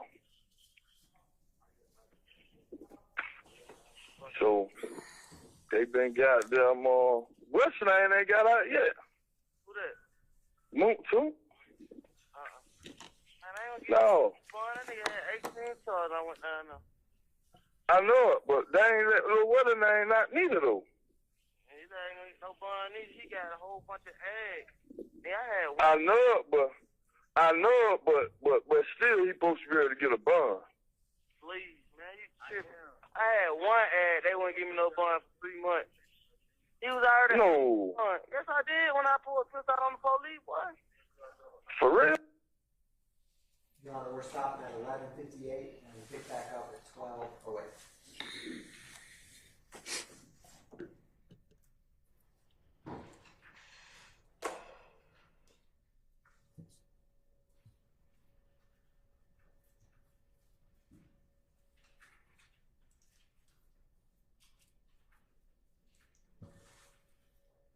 Ain't that bad though. Them ain't no really no hell of a bad charge. That one on the police though, man. Yeah, that's why you ain't getting down for 3 motherfucking months. That's why you ain't getting down for 3 motherfucking months. Hey, stupid as motherfucker. Damn, man. That nigga, but you know that boy, he finna be out and you finna be out. Yeah. Man, these folk locking up everybody. Everybody. They ain't sparing nobody. Hey, that nigga, they went looking for Yayo, right? Yeah. Guess what Yayo did? Guess what Yayo said? That nigga Yayo said, man, Boo about to straighten this shit out, cause boy, I ain't going down like that. Nigga, go sit down. Nigga, fuck, bro. Hey, no, he said he ain't going out like that. He said, hell no. He said, I can't go out like that. Man, I don't be throwing no nigga up on the butt. I ain't asking about no nigga. They talking about your ass gone. See what they talking about. Bring your stupid ass back home. Yeah, you right. You right. This shit ain't got nothing to do with me. I'm out here spinning. Ain't got nothing to do with me now. Charge now time. Now, not damn sure ain't for real. Hey, deal. I can't lie, but deal went on you right here. Now one on one. No, I'm talking about. None of this shit. Whatever I'm saying, this shit went on you. You just had came home, man. Yeah. You stayed home. How long you stayed home? About 2 weeks. Damn. But you on the way back, man. Soon as you get your buzz, you ain't got to ask the nigga for a motherfucker dime. You ain't got to ask the nigga for nothing. Motherfucker. When I was telling that boy, he ain't talking about shit. You have 1 minute left. The rapper dude ain't talking about nothing, man. That boy name ain't what they calling. That boy name rapper boy. That's what I just said. That rapper boy, he ain't talking about shit. And I hate that shit every time you get fucked up. That nigga can't do shit for you. Yeah. I hate that shit, man. That's some sucker shit, though. That's some real sucker shit, man. Yeah, damn right it is. Hey, look, shit. I just talked to my girl for me. Look, right? They just started this shit down here with, they be sending the iPad out here and shit. I need one. She tripping, keep on talking about these other hoes and shit. Man, I ain't talking about that. I need one. You want me to get you one? Nah, you know, she got the credit card. You got to do it with the credit card, man. What's up? You tell her call my phone. No, you call her, man. Don't tell her you talk. Well, you got to tell her you talk to me. Like, look, man, get that man that iPad and shit and Get that man. I'm finna get on that right Thank now. you for using I love you. Securus. Goodbye. Love you, man. Investigator Gaither, are you familiar with any other Kel besides Kelvin Watts? Yes. And as it related to your investigation and monitoring this particular jail call, based on your knowledge and investigation of individuals in YSL and Inglewood family, the Kel that is being referred to here, is that Kelvin Watts? No. Cross perspective, objection, Your Honor, cross perspective. Also, beyond the information you've ever been provided. I'm gonna overrule both objections. What Kelvin Watts are you familiar with through your what Kel are you familiar with through your investigations was associated with young Slimelight? I believe his first name was Markel, but his nickname was Hellkel. The nard that you heard as you listened to this jail call, based on your knowledge and your investigation into this case and this call, are you able to determine what nard is being referred to? Objection, Your Honor, causes speculation. I'm gonna wait and see what the answer is. Overrule at this point in time. Yes. How are you able to determine what nard is being referred to? I'll overrule the objection, Mr. Matthews. Just based on the investigation and knowing that Mr. McMillan at this time was currently in jail and also a suspect in the shooting from Browns Mill Road, I was aware that his nickname was Nard, first name Demise McMillan. First and last name Demise McMillan. Thank you. And is that someone you had also identified as being a member of YSL? Yes.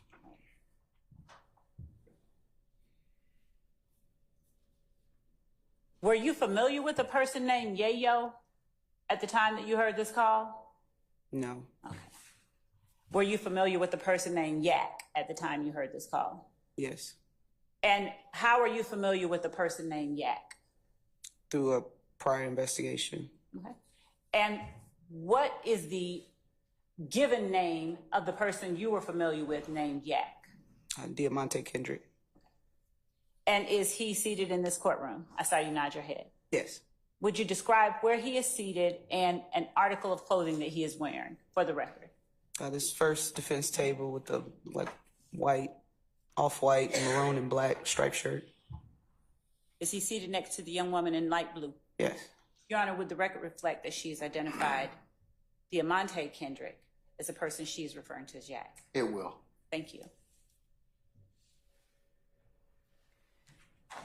Investigator Gaither, at the time that you were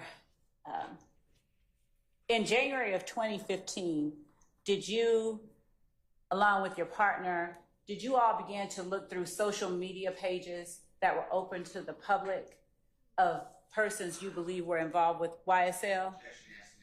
I stand the objection. Did you have an opportunity to look through Demekion Garlington's social media pages? I have several times. Okay.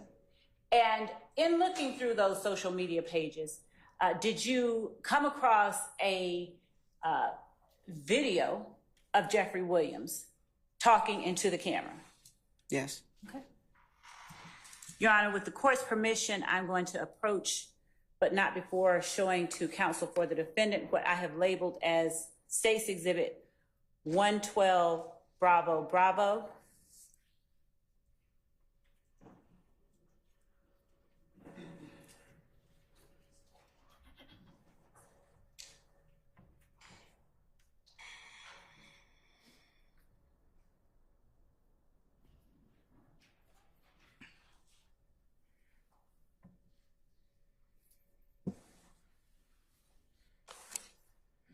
Madam, before you do that, can I get you and a member of the defense team to come up, please? Yes, Judge. Yeah, don't need. Okay.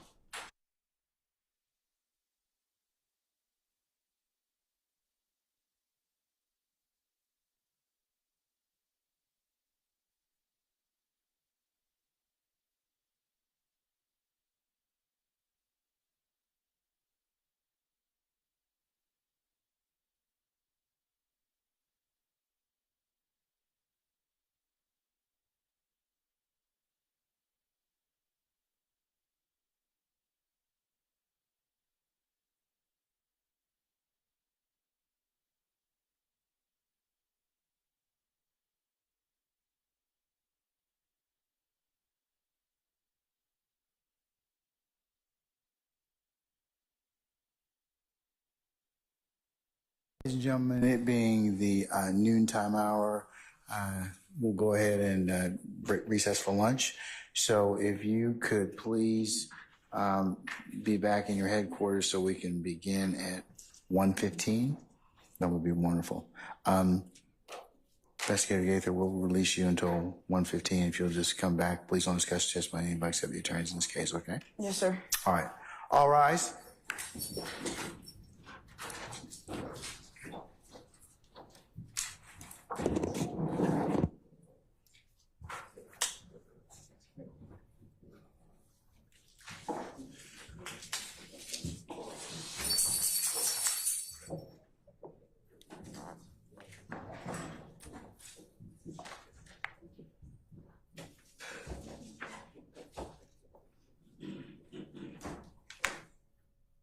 All right, ladies and gentlemen, please be seated. Our jury has left us. We are in recess until 1:15, okay? All right.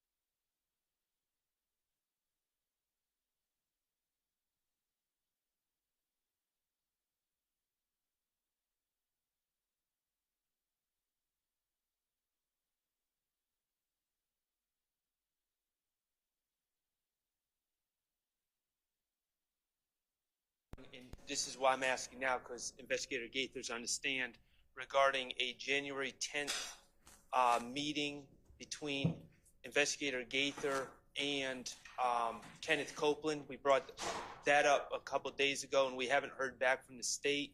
So I am checking on that. And also, Your Honor, the second thing is there were yesterday on direct, Investigator Gaither, in response to Ms. Love's questions, indicated that she had spoke to Terrion Moody on this case, indicated that she had spoke to Cornelius Davis about this case, and had indicated that she spoke to Christian James on this case. Those are three of the individuals that are in the car with Dexter Montgomery.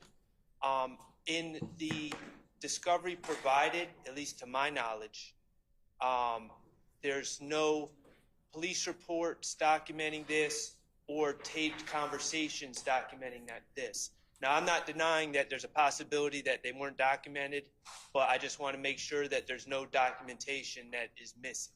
Okay. Ms. Love, addressing that point number one, is there any police report in regards to that conversation?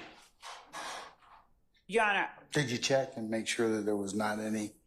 I did not. That was receptive to that, or I am receptive responsive to it. that particular issue? I didn't get asked that question until now. I can ask. We did not have one. I know that, as you can see in the video file, when Investigator Gaither is talking to Walter Murphy, there are images that we don't have and didn't have and couldn't find. The images of the still shots from the surveillance footage, but I did not ask the question that Mr. Sharp just asked. I can inquire now. That's the first time that he's brought it to my attention. We asked about that a couple days ago. He did. About the January 10th conversation. That was different. Now, when he asked me about the January 10th conversation with Kenneth Copeland, I did ask her that. Does it exist? She said that to the best of her recollection, she talked to him that night, but she doesn't know whether or not she's on camera. She said she seems to remember talking to him. Was it memorialized in any fashion, other than what we see on tape? Yes, so I didn't ask that. Okay, I'll ask you her can that. ask her that, and can you ask her if there are any reports from the other three individuals? Yes, I will ask her that. Did you ask her that already, or what? No, I didn't ask about the other three individuals. This is the first. I'll go ask about the other one now. This will All take right. 1 second. She's outside. Okay. No, she didn't ask. 2 moments. I'm missing my phone. I think I left it in the room. Yes.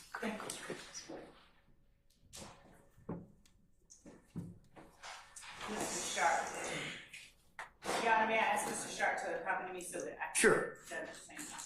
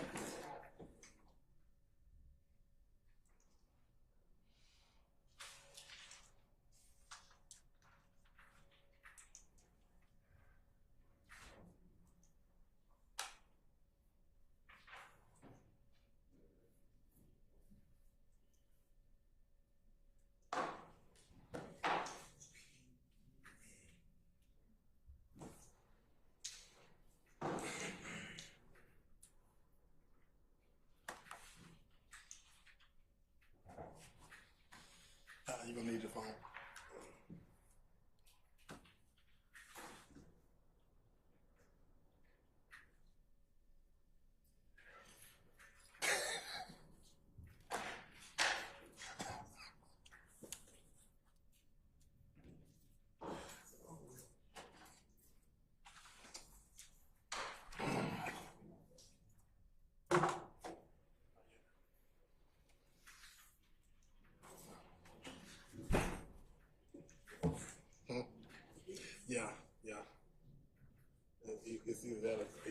not a crime.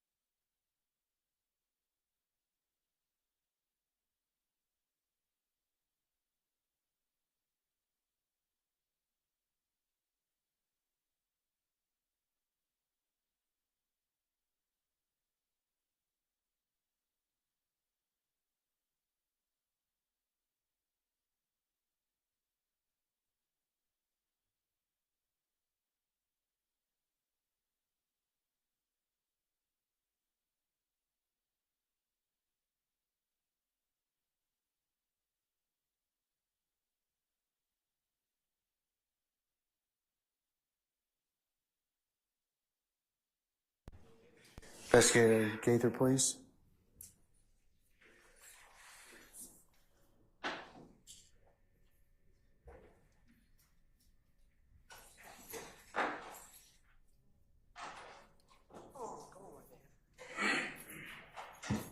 No value added.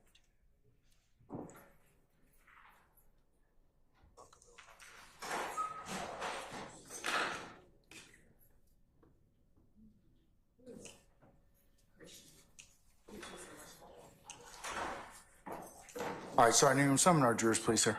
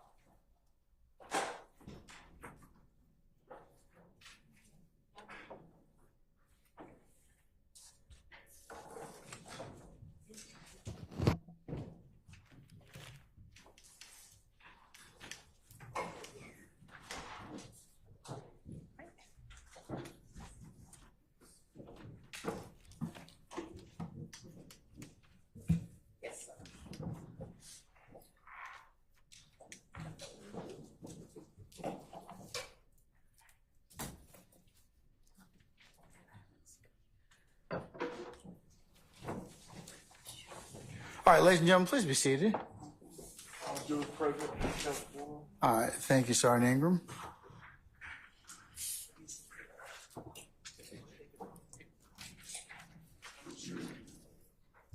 All right, madam, you may begin when ready to continue examination. Thank you, Your Honor.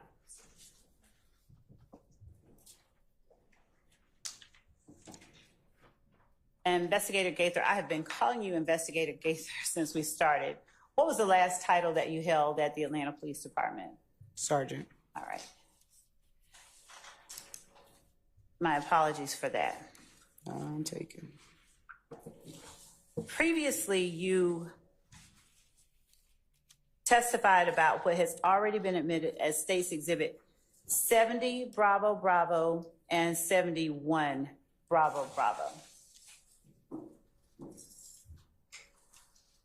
And I'm going to bring them to you with the court's permission. May I approach? You may. Thank you.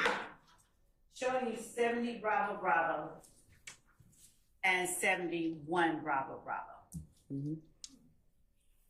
I am going to show you what I have now marked for demonstrative purposes, Your Honor, as State's Exhibit 110 Bravo Bravo and 111 Bravo Bravo.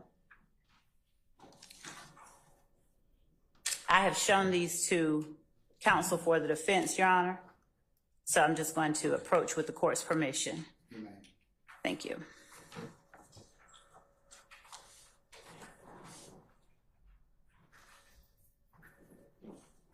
Showing you 110 Bravo Bravo and 111 Bravo Bravo.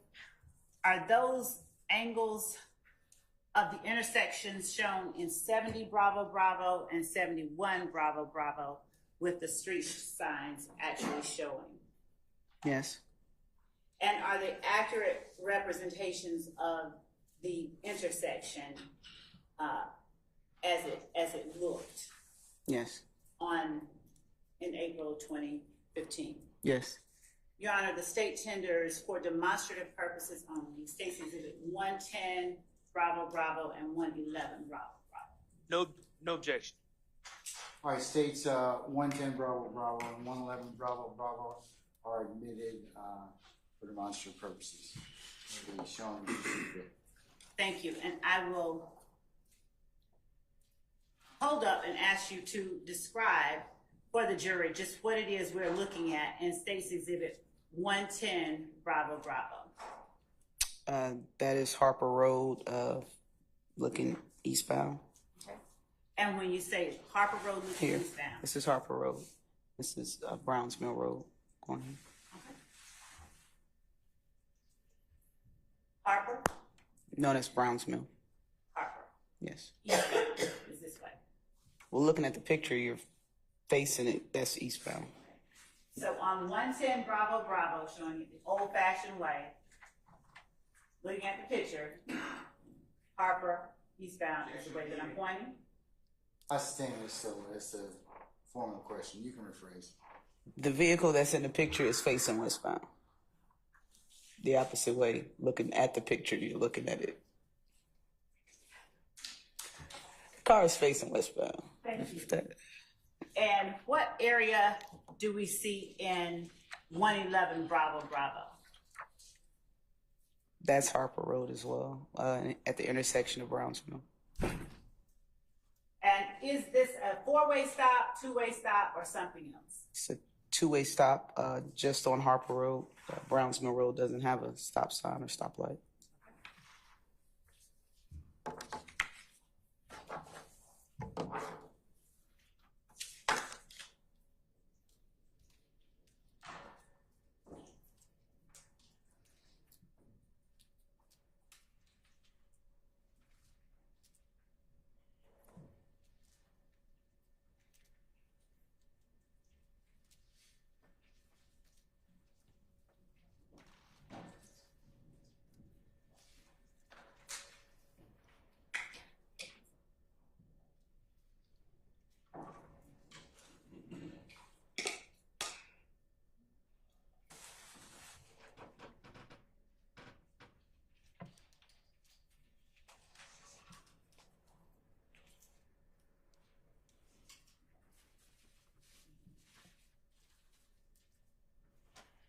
I'm now showing you what has been marked as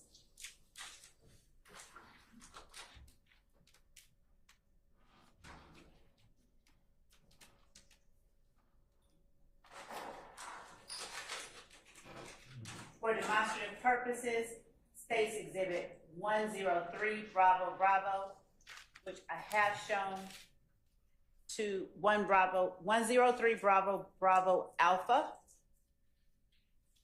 which I've shown to the defense but can show again. Does anybody wants to see it? Would you like to look? Okay.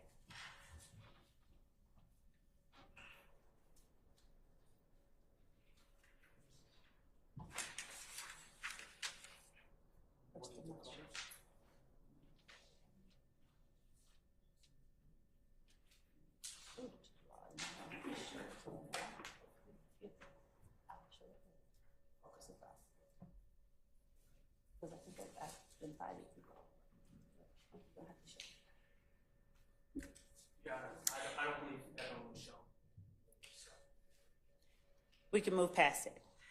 Miss Sergeant Gaither, during the time that the gang unit became involved in the back and forth between If Gang and YSL, did you and your partner have an opportunity to look at the social media page for Demekion Garlington? Yes. Madam, can you speak up to Yes. Thank you. And around January 26th of 2015, did you locate a video, or did you locate a video posted around January 26th of 2015 depicting Mr. Williams displayed on Mr. Garlington's social media page? Yes. Right.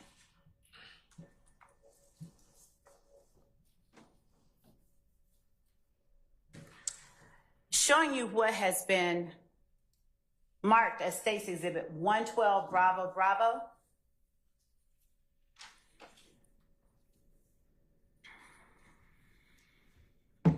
Also on the thumb drive that you identified earlier.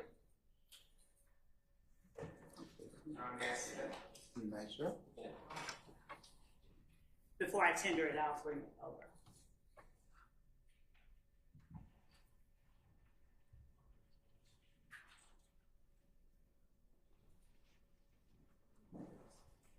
Have you had an opportunity to look at, and is this the video that you all located on Mr. Garlington's social media page? Yes. And was this from January 26, 2015? Yes. And is this an accurate reflection of the page as you all captured it? Yes. You know, okay. All right, I'm going to now show it to counsel for the defendant. Okay. All right. Gotcha.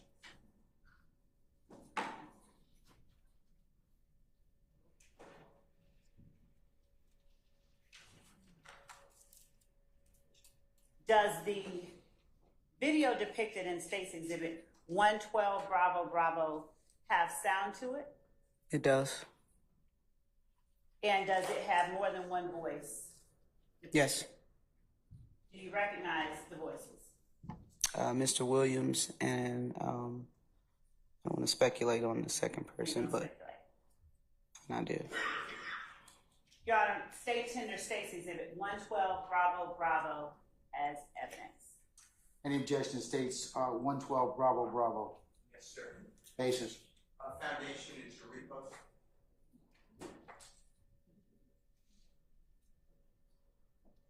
Your Honor, the witness has laid Y'all come on up. this. Come on up.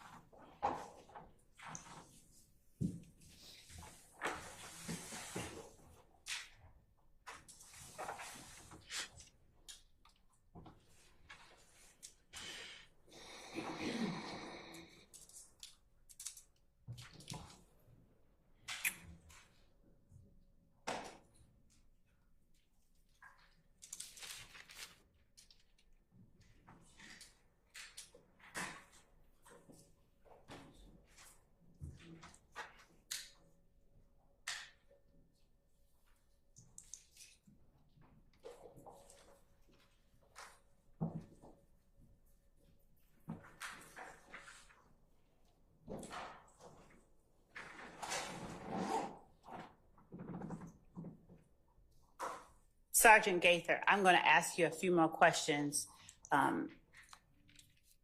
about State's Exhibit 112, Bravo, Bravo. Did you recognize the person who was depicted in the video visually? Yes. All right. And did you recognize the voice of the person depicted in the video? Yes. Was the video obtained from a public social media site that was accessible to anyone who is looking at that site? Yes. Okay.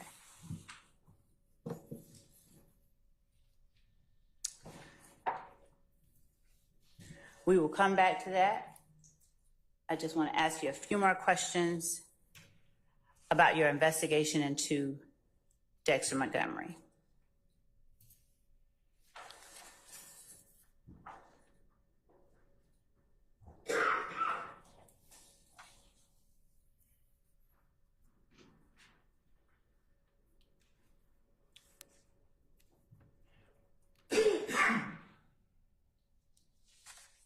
Did you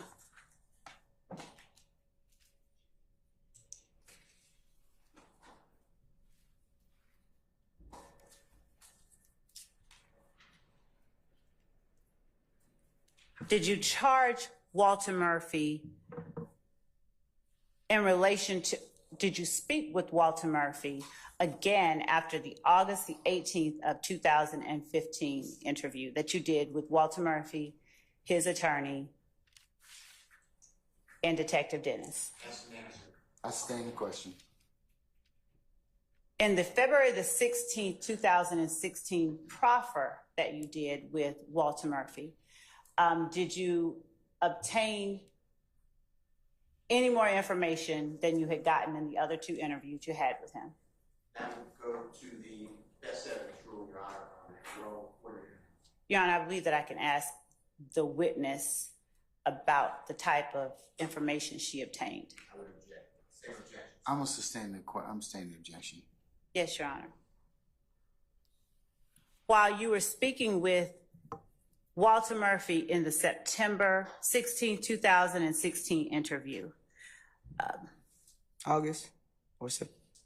I'm sorry, February 16, 2016 proffer. Was that a meeting that you requested between yourself and Walter Murphy? No. Okay. And where was that meeting held? I was asked and answered. I sustain the objection, sir. But okay. As you held that meeting and asked questions, was there interaction between Mr. Murphy and his attorney? Yes. The recording speaks for itself. I'm going to sustain the objection on other grounds, Mr. Okay. Steele. Another, okay. Prior to that, February the 16th, 2016 interview, did you take out charges for Walter Murphy as it related to the Citgo and the Browns Mill incident that occurred back in April, on April 12th of 2016? Asked and answered. It's on the recording of July 15th. I sustain the objection. Would you tell the jury, with respect to the charges that you took out, why did you classify the acts that occurred as criminal street gang activity? That is irrelevant. I sustain the objection. Your Honor, I sustain the objection, madam. You can move on or ask something else. would you tell the jury what aspects of that shooting that occurred on April 12, 2016 factored into, based on your knowledge, training, experience, and learning as an investigator and gang expert, what aspects of that incident caused you to classify it as gang activity? Objection, Your Honor. Basis. Simply rewording the same question, same objectionable question. I'm going to overrule the objection. Mr. Steele, do you have an objection, sir? Under Parcell, it goes to the intent, which is not for this question to be answered. I sustain the Your objection. Honor, this is an expert, and this is the I portion. sustain the objection, please.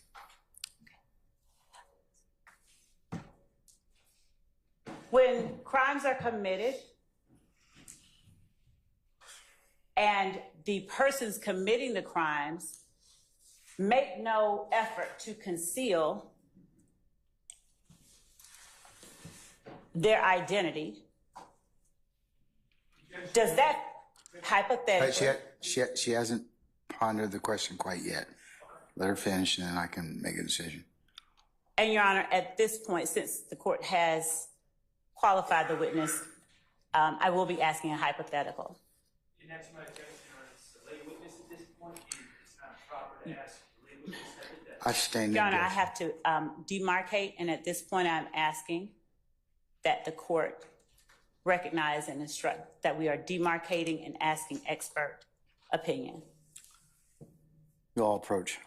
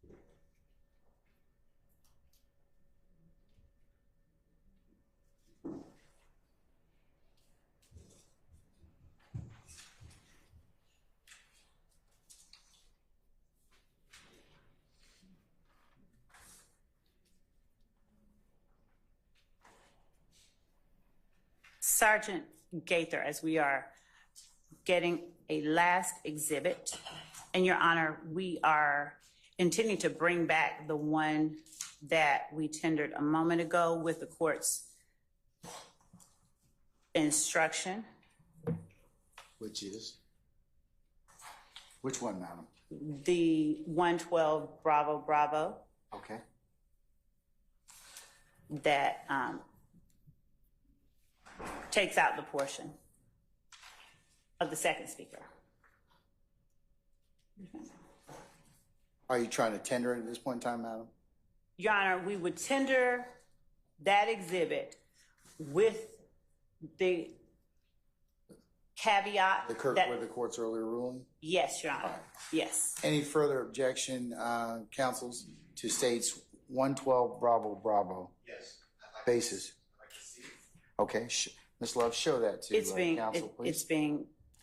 It's being redacted, and so before we display it or anything, we will show it to all the counsels, because that portion, Oh, bless you. bless you, is being redacted. Better shake your hair there.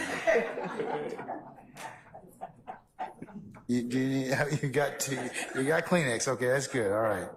Okay, all right.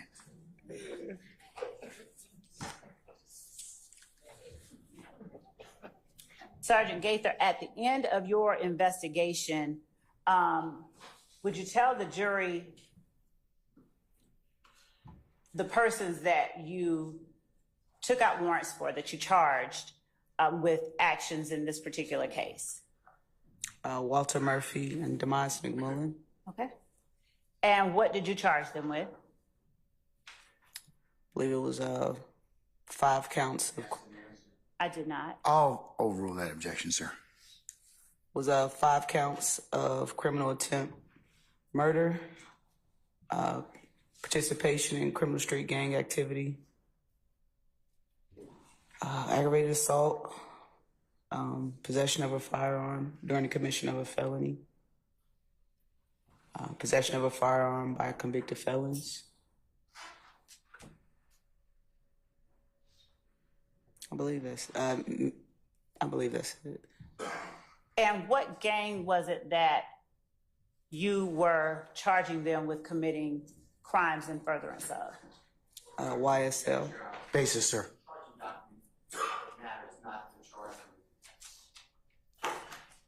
I'm going to overrule the objection. You may answer. YSL.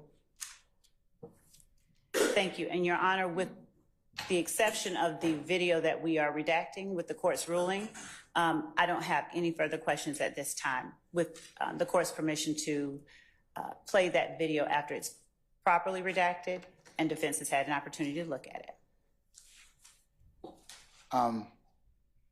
Counsels, can I see you for a second, please? Just you don't.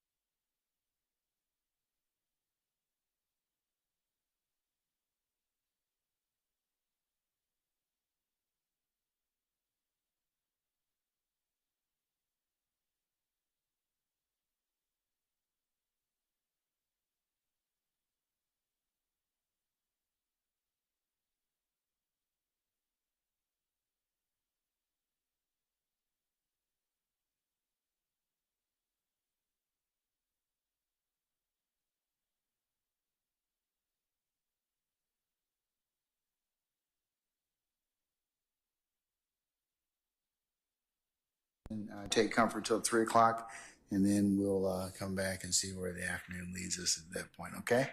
All right, so we're in recess until 3 o'clock. All rise.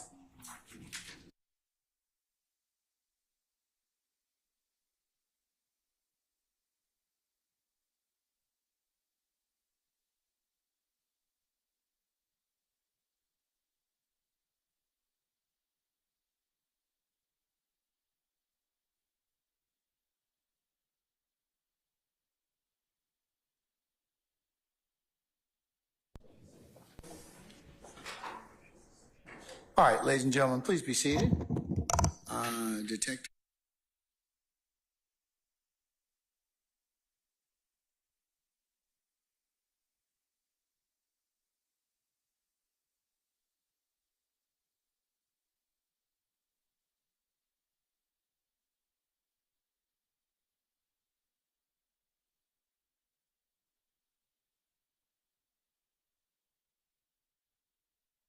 Two parts to it. One is just a picture of it.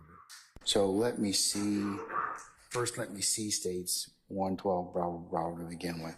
Yes, Your Honor. This is apparently the Instagram post, January 26th of 2016? 2015, Your Honor. 2015. Yes, Your Honor. All right, let me see it. Just plugging in.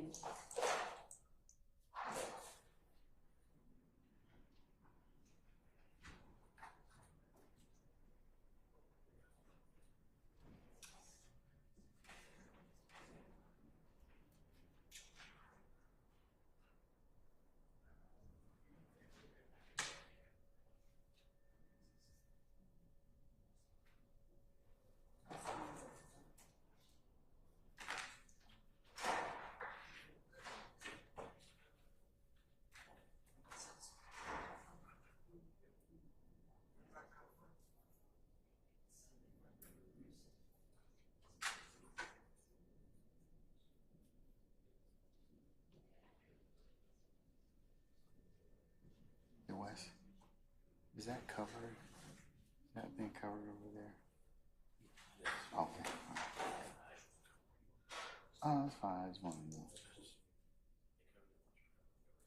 Okay, all right.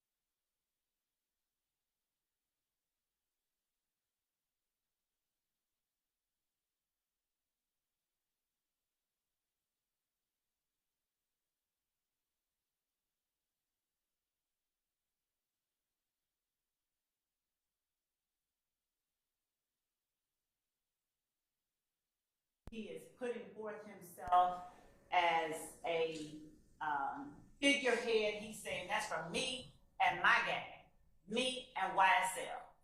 Y'all need to be killed. Those words are wholly inconsistent with this notion that we just produce rap music for the good of everybody. And so, Judge, given that the speaker of the snitching bitching comment is doing nothing but co-signing the main message that Mr. Williams is speaking, and given that the video itself was publicly posted, we would ask, in light of the cases that we have cited, along with United States versus Bagley, Bagguley, at 1987 U.S. APP Lexus 18712, a Fourth Circuit 1982 case, as well as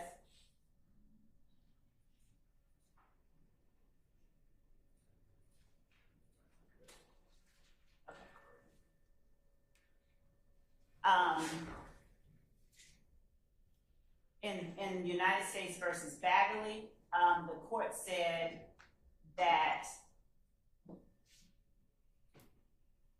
the contentions of the appellant raised seemingly disparate concerns, but at least the first four of them converge insofar as they allege the authenticity and reliability of the tapes. The first contention, that identification of all speakers is necessary before tapes are admitted, refers to one of 7 requirements often enunciated by courts for the admission of tape recordings. But the primary aim of these requirements is to give the assurance that the tapes are accurate. The goal of accuracy is sufficiently satisfied even when all the speakers are not identified, as long as relevant speakers are. In the challenge recordings in Bagley, the court found that the more relevant party was the caller, who in each case was an identified member of the conspiracy, and insofar as the conversations may be deciphered to involve the heroin scheme, the names of the recipients of the calls were not critical to the tape's accuracy or their relevance. Therefore, the trial court properly admitted them despite the failure to identify every party. And this is a Fourth Circuit case applying a test from the Fifth Circuit. Bagley is. Prior to the new evidence code? Bagley is prior, but Hampton is in 2022, and Hernandez Garcia's is 2013. Of course, the new evidence code came out in 2013. And we also have others from after the new evidence code as well. 2014, United States versus Reeves. That site is 742 F 3rd 487, 501 through 5. Yeah, I'm thinking of the 11th Circuit. This is the 11th Circuit. United States versus Reeves is the 11th Circuit, Your Honor. And what is that? The site is 742 F 3rd 487 at Penn Site 501 through 502.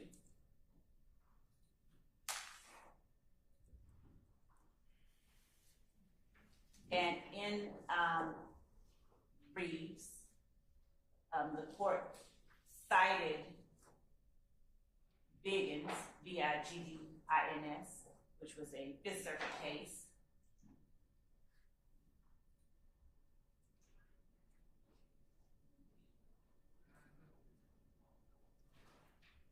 In Reeves, the court court said that the government carries the burden of proving four things, the most relevant of which is the identification of the relevant speakers. But even if one or more of the requirements has not been satisfied, if there is independent evidence of the accuracy of the tape recording admitted, we shall be extremely reluctant to disturb the trial court's decision to admit the recording.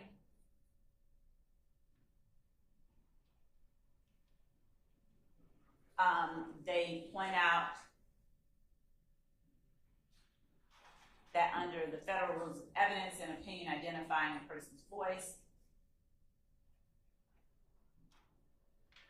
based on hearing that voice at any time under circumstances that connected with the alleged speaker, can satisfy Rule 901.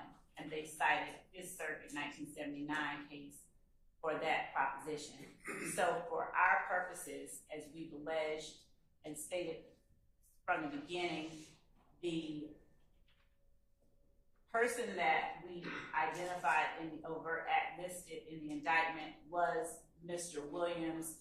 His words were the overt act that we alleged in the indictment in Act 26. Mr. Williams is the relevant speaker. His words are the relevant words, and the persons who are behind him talking are simply co-signers. Okay, you said that twice now. Okay. I won't say it again. All right, so let me hear from your colleagues across the table here. Mr. Steele? Yes, sir. You want to start out, please? Your Honor, in both Hernandez-Garcia, sorry. I apologize. In both Hernandez-Garcia versus State 322 Georgia Appeal 455, 2013 case, it's a Division 4A. What our court said is here the witness called by the state to authenticate the recordings and transcripts testified that she had heard the conversations as they occurred and were recorded, and she had transcribed the conversation as she heard them and they were being recorded, and that the transcripts accurately reflected the recorded conversations.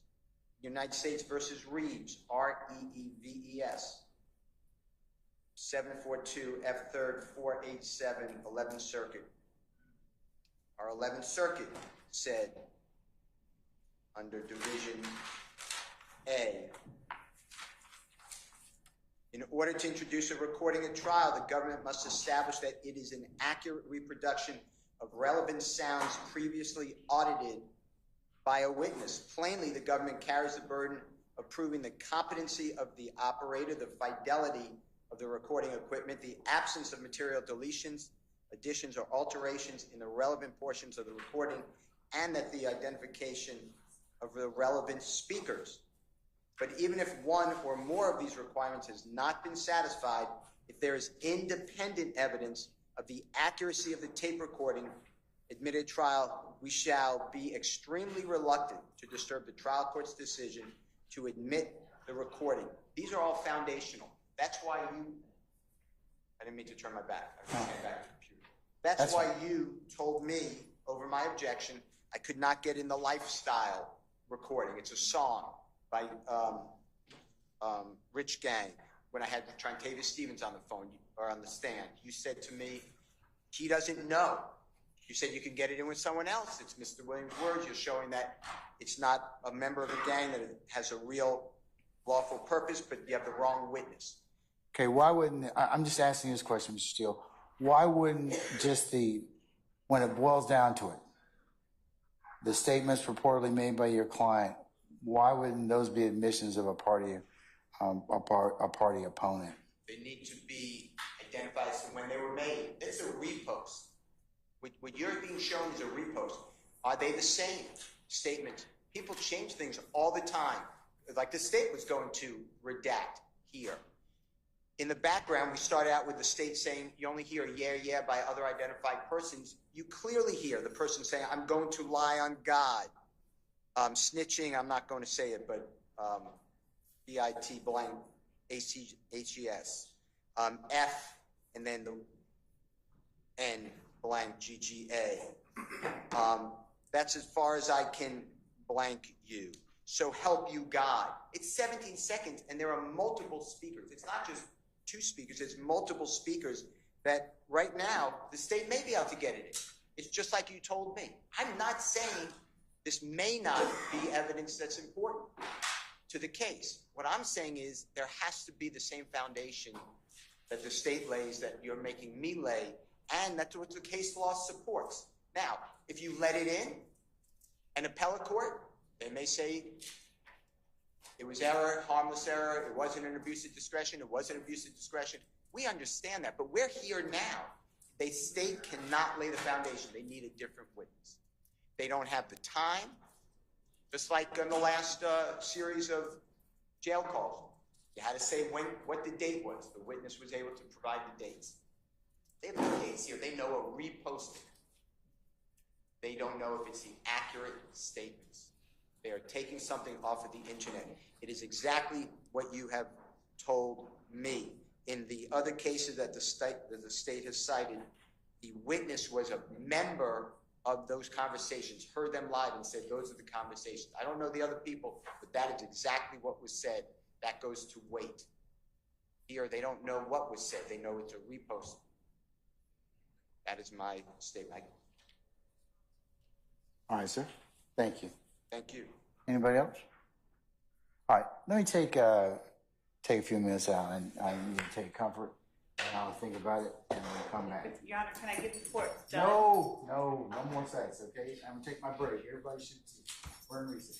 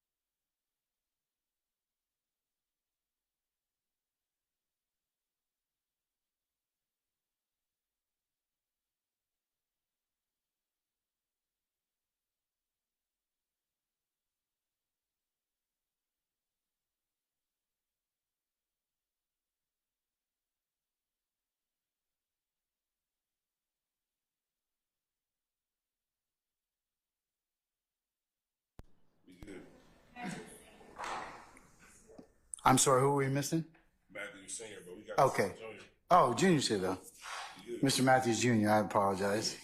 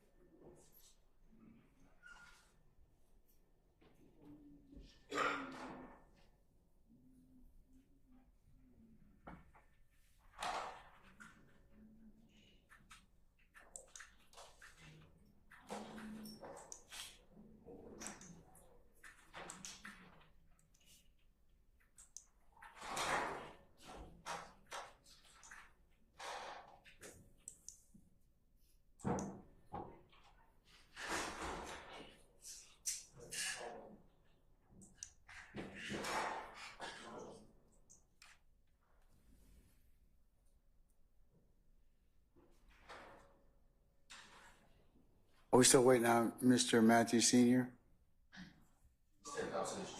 I'm sorry? He stepped out to his truck. Oh, you're good. Okay. All right. Thank you, sir. Appreciate it. All right. Okay. The court's had an opportunity to kind of consider the issue presented to it as to the exhibit. That being states 112 Bravo Bravo, the digital media of the incident involving the posting of January 26th of 2015. I'm going to sustain the objection as to foundation at this time. However, much like many of the rulings I've made, they're subject to reconsideration. In this particular circumstance, I believe that it is the opinion of the court that the original video as presented would at least the source would have to be at least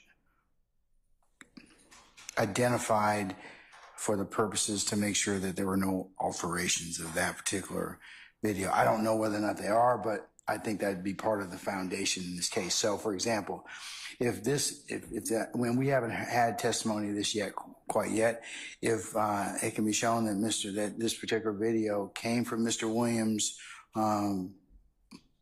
Instagram page or some other social media site, and it's public and posted, and then it was re-grabbed and reposted, then that would finish the foundation for in the court's opinion. And the other issues that the court would take up at that point in time as to what it would play and for what purpose.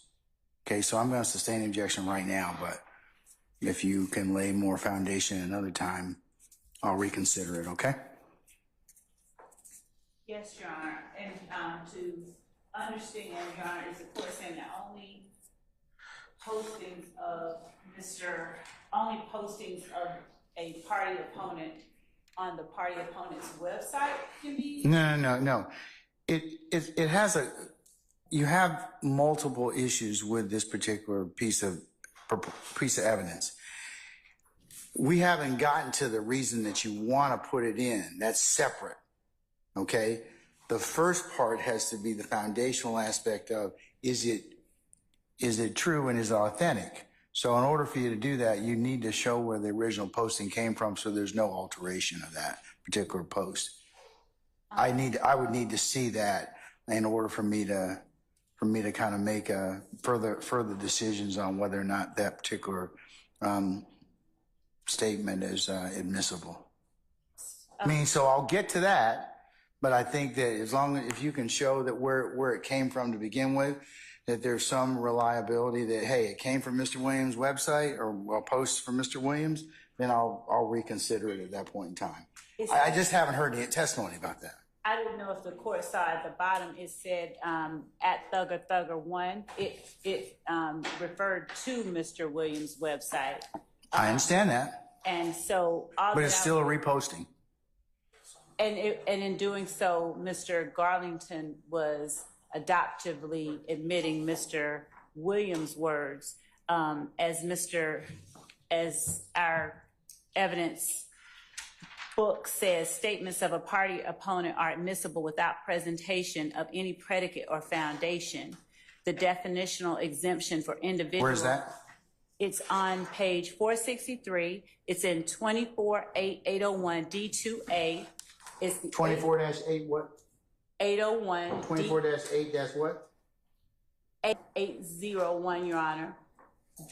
Delta 2 Alpha. And it is under the heading Foundational Factors. And for the court's edification, it's the 8th edition, page 463, the 3rd paragraph down.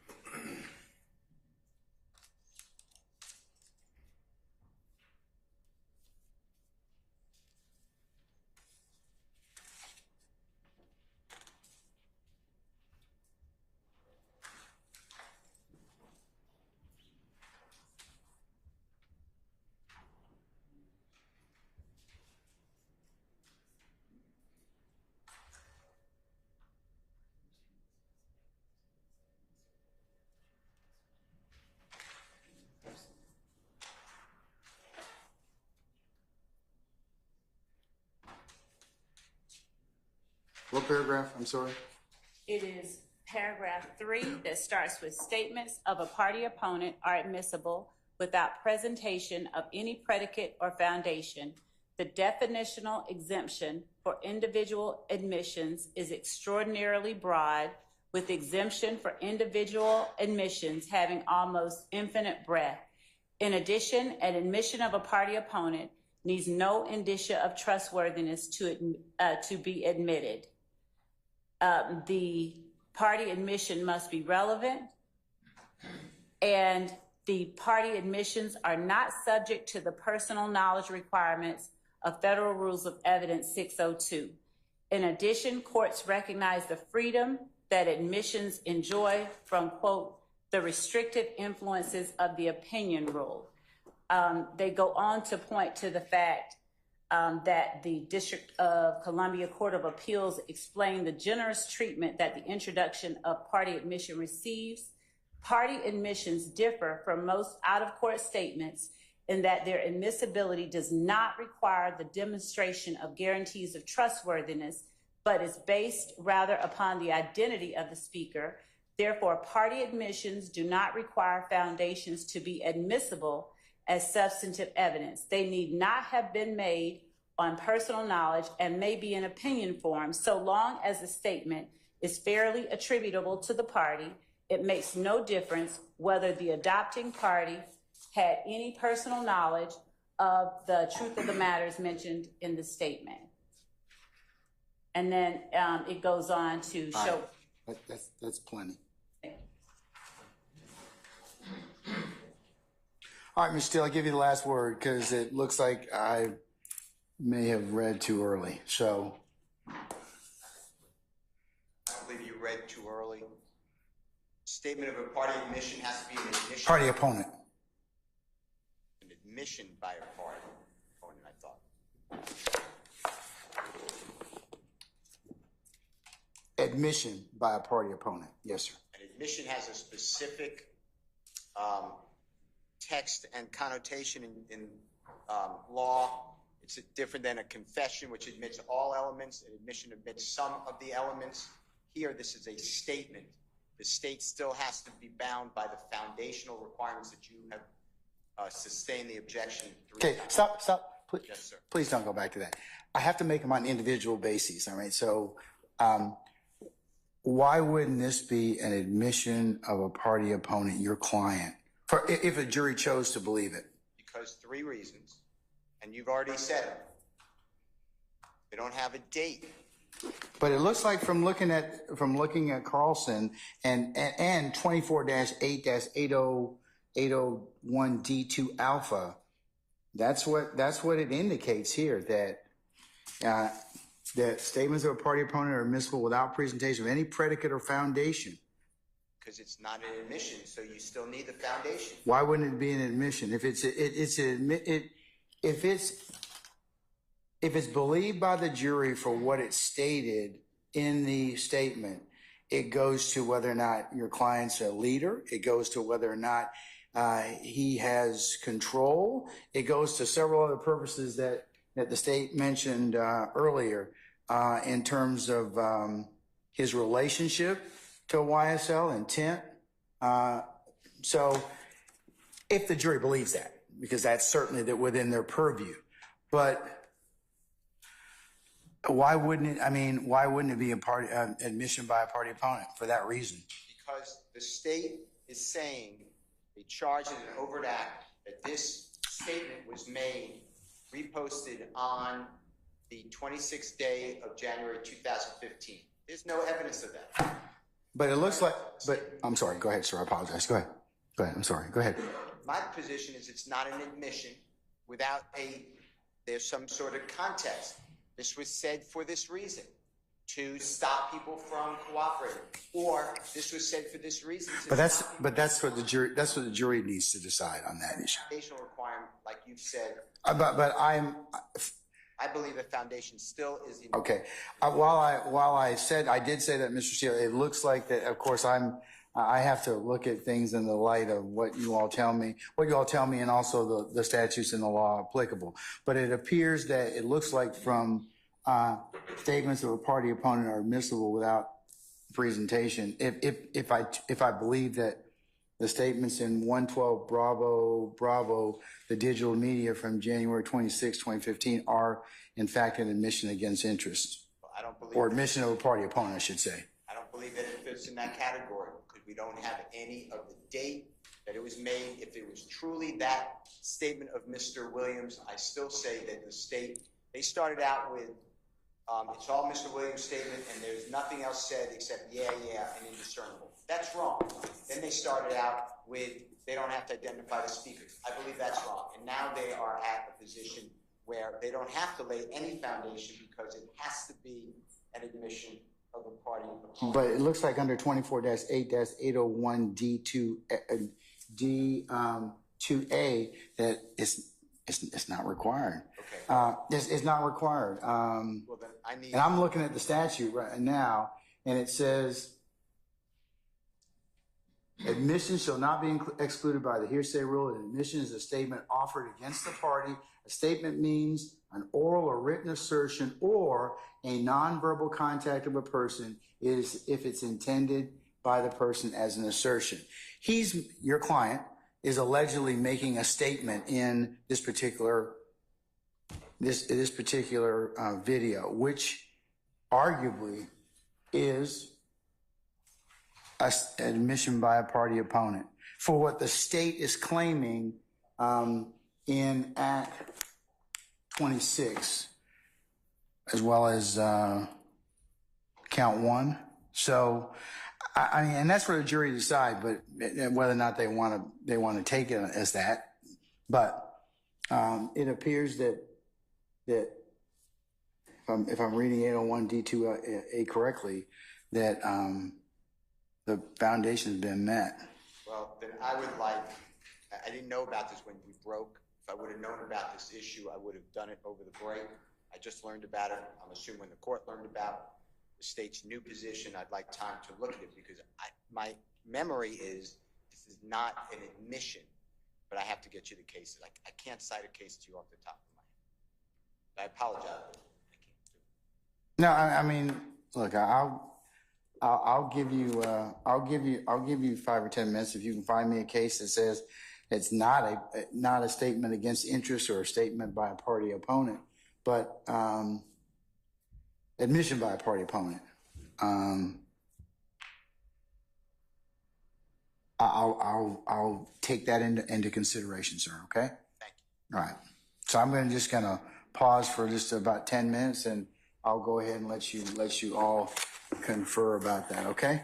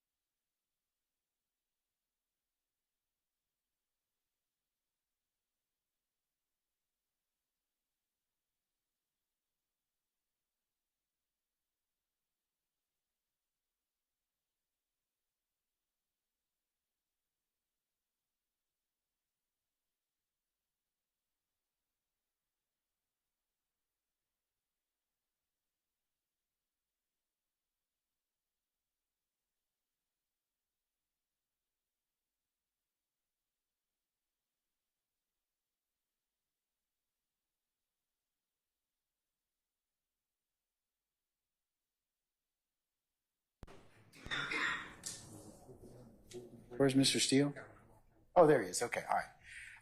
Let me go ahead and just as an opening kind of to the court's addendum, just tell you that I'm only going to consider the statement and want to hear argument as to whether or not it falls within 24-8-801 D2A, because from doing a little more research, if it's an admission against interest in the statements in a criminal case, and this is the case law, and I'm looking at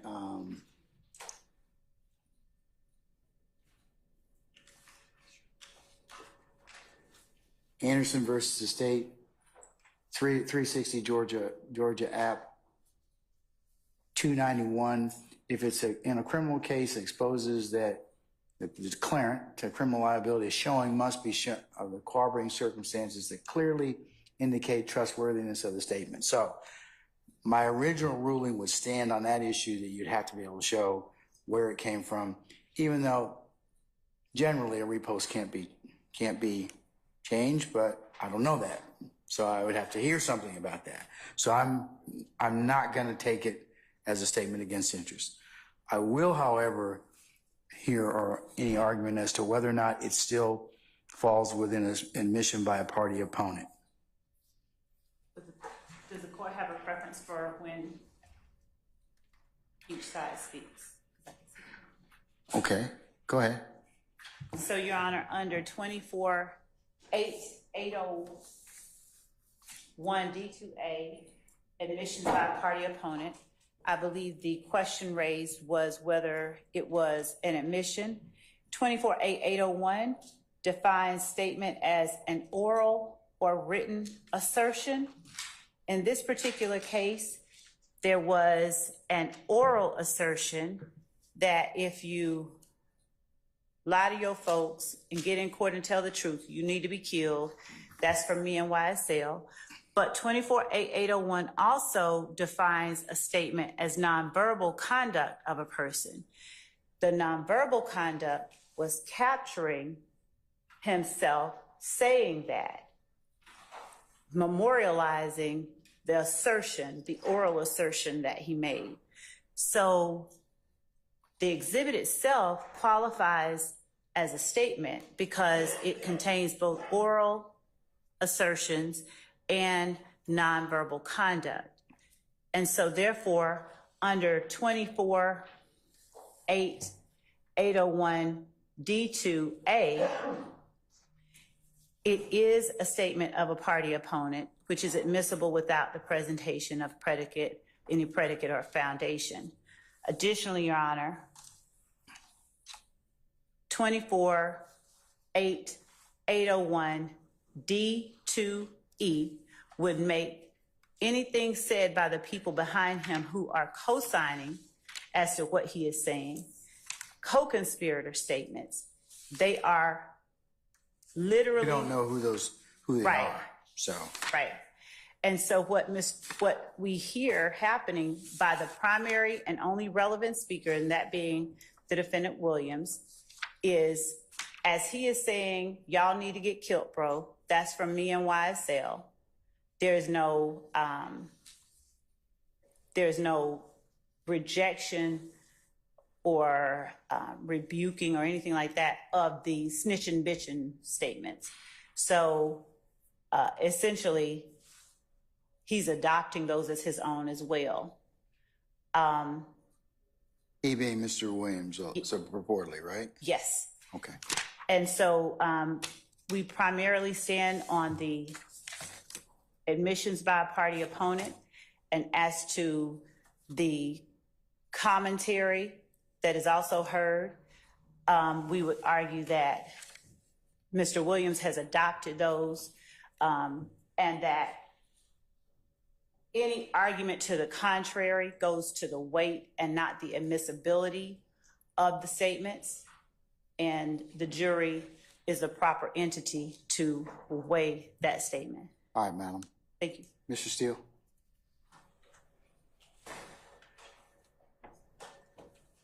Your Honor, I found a case. It's United States versus Rodriguez, which is RODRIGUEZ. One more time? Yes, Is sir. it RODRIGESZ? RIGUEZ.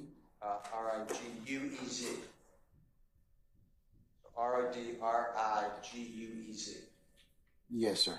And it's 427, Fed, which is FED period, appendix APPX period, 784.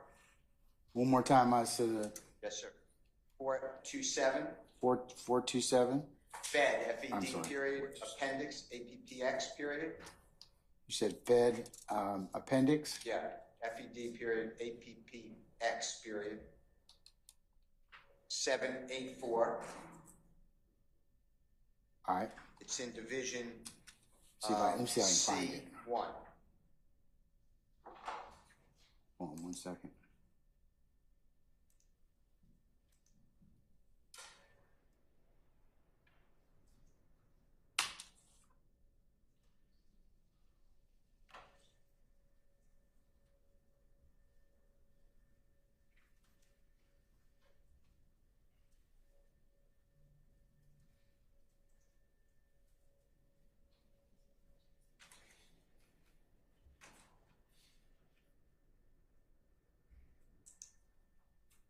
And is this a 2011 case? Yes. It looks like it's 2011. Is that correct, Mr. Steele? Correct. May 25, 2011. That would be before the new evidence code. Right, took in effect. Georgia, but it's 11th Circuit, so we adopted their evidence code. That's what we did. So this would be the law that from the 11th Circuit. All right. So what section are you asking or inviting my attention to? C and then 1. It's maybe halfway down in the opinion. C and then 1? Okay. Yeah, so it starts with C, and it's titled, "The District Court Did Not Abuse Its Discretion in Admitting Evidence." There's a paragraph explaining it, and then goes into 1. Hold on 1 second, sir.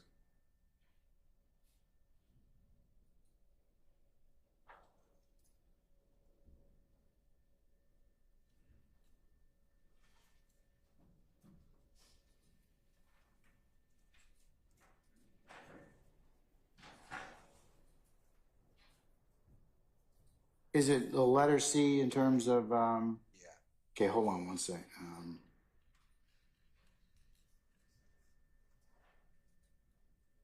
It's in, under Roman numeral 3, it says discussion.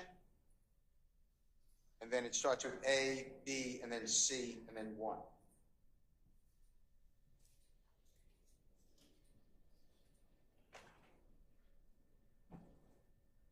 I'm with you. Okay.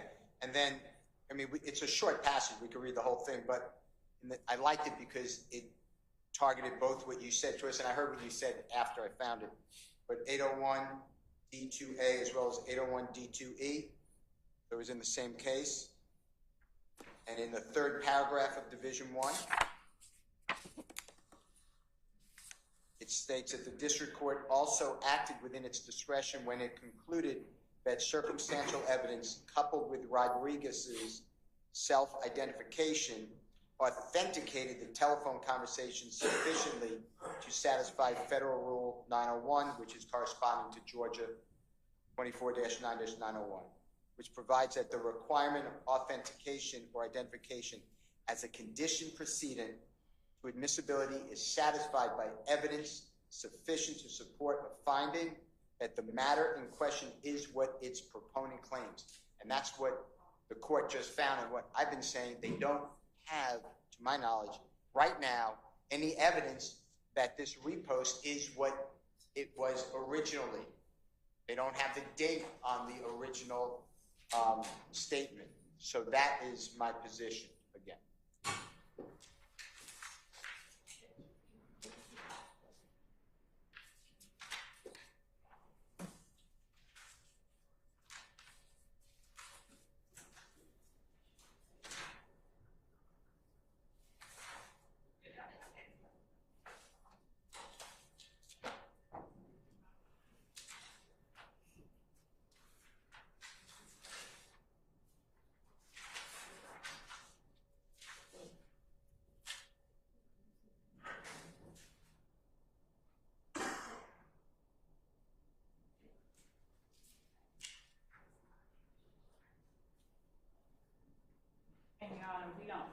24.801 D2A, which is our statute, it has no requirement of date and time as Mr.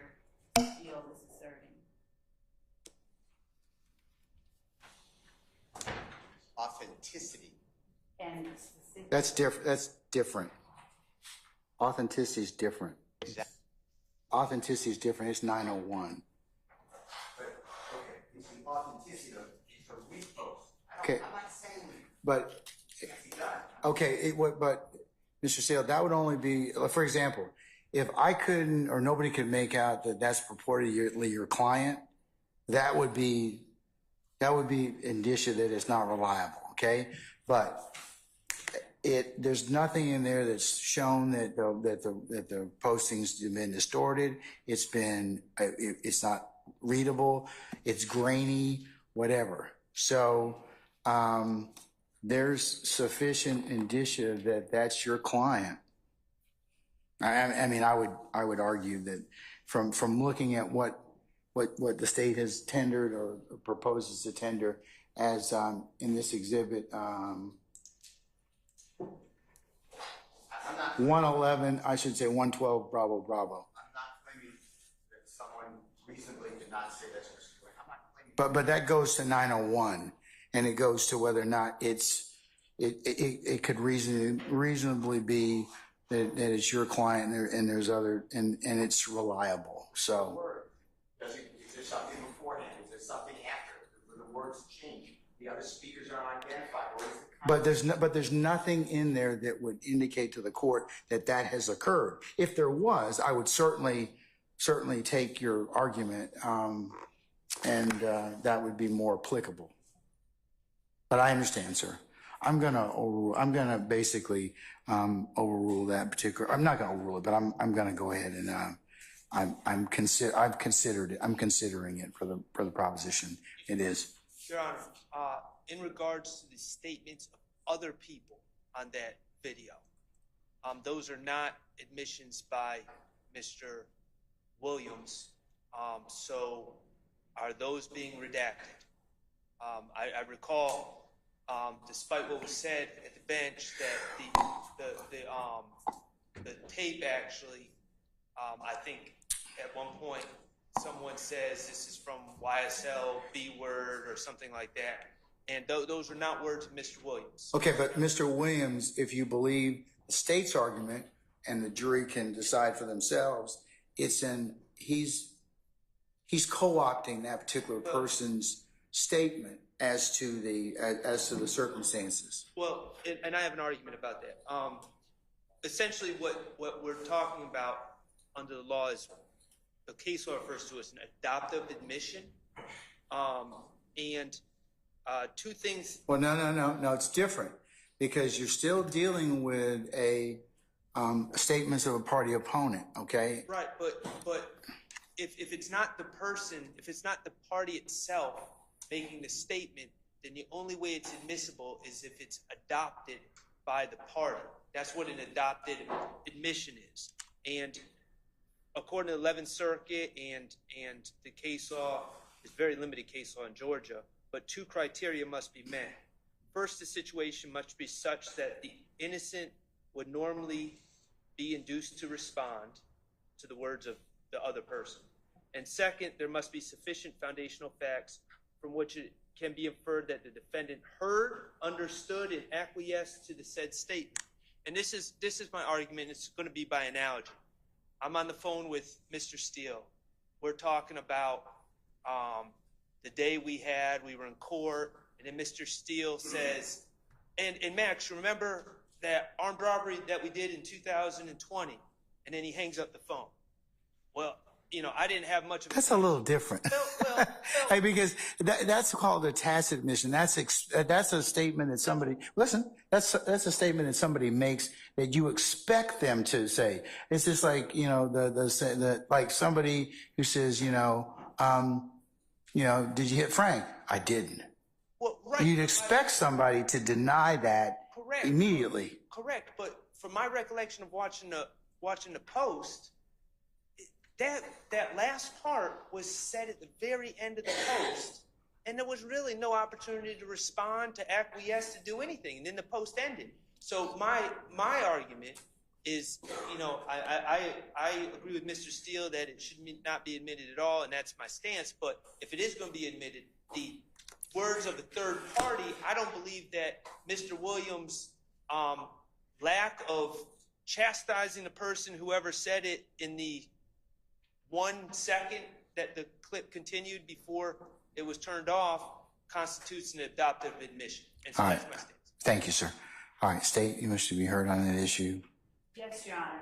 What is happening, as the court heard, is that the person who is echoing Mr. Williams' comments about people who come into court and tell the truth need to get killed, that's from him and YSL, they're actually echoing Mr. Williams' statement as opposed to Mr. Williams' statement simply adopting his.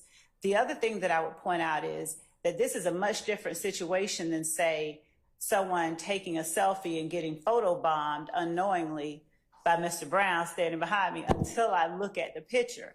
Mr. Williams has a camera up to his face. He is video recording himself, and it's audible to a listener that words are being spoken. He did not have to keep that recording. So his nonverbal conduct was the recording of himself and the capturing of that echoing or that co-signing of the person who is signing on to what he just said. It's not a simple matter of Mr. Williams adopting or not adopting the person behind him. It's the person behind him echoing and adopting his admission. And by recording himself and that person on that video recording, Mr. Williams is essentially signing on to the sign-on, if you will. He is agreeing with what that person is saying. They're synonymous. Snitching bitches is the last thing I think that someone said, and that is essentially the same as you come into court and tell the truth, you need to get killed. That's from me and YSL. And so, as you stated earlier, Your Honor, under 24-801 D2A, given the definition of statement as both an oral assertion and as a nonverbal conduct, the oral assertion qualifies as a statement that Mr. Williams is making, that a person who comes in and testifies should get killed from him and YSL, and the nonverbal conduct is recording himself and the person co-signing with him on a videotaped medium. Your Honor, the state in their argument just made a whole bunch of assumptions that there's no evidence to support. They just stated that Mr. Williams was taping himself. I don't know how we can make that determination. They said that Mr. Williams decided to post it himself. I don't know how we can make that determination, and that's the whole point. We don't know these things. There's a lack of foundation. In terms of what, sir? Well, I mean, they just said that Mr. Williams taped himself. I'm not agreeing to that. They're saying Mr. Williams chose to post it on the internet. I'm not agreeing to that. So these are the foundational requirements that they're just kind of stating it as so, but I don't believe that that's been proven. So, and that's relevant to the issue of the adoptive admission part, or as you called it. I think we're talking about the same thing. You called it a tacit admission. I call it adoptive admission. I think essentially we're talking about the same thing.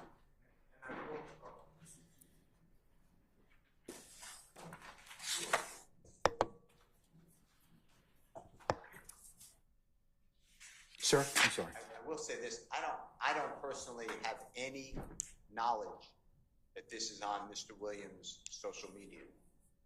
I've looked, I cannot find it. If I'm wrong, I know the state didn't give it to me in discovery like that, and I don't find it. And I'm not going to repeat myself, but we started this whole thing with there's no other person in the background except yay. Now other people are saying things in the background, but it shifted so much. And I just still think that the bottom line is somebody, the proponent of the evidence is the state of Georgia. Somebody has to come in and say, yeah, this wasn't altered, this is when it was made, and this is accurate. And we don't have that. What if this was made, Your Honor, in 2014? Just for instance. But the challenge is that under current Georgia law, as it pertains to admissions by a party opponent, it's admissible without presentation of predicate or foundation. Unlike if you have a statement against interest, or unlike if you've got conspiratorial statements, there are a couple other things that need to be brought up. But this particular statement is being offered for the admission by a party opponent, and that's what the law provides under 24-8-801D2A. Not really, because if you recall, it's posted, the state said it's being offered as a statement also of a party co-conspirator, excuse me. Okay, that's different. That would be under E. Right. And E requires different, but however, looking at E as well,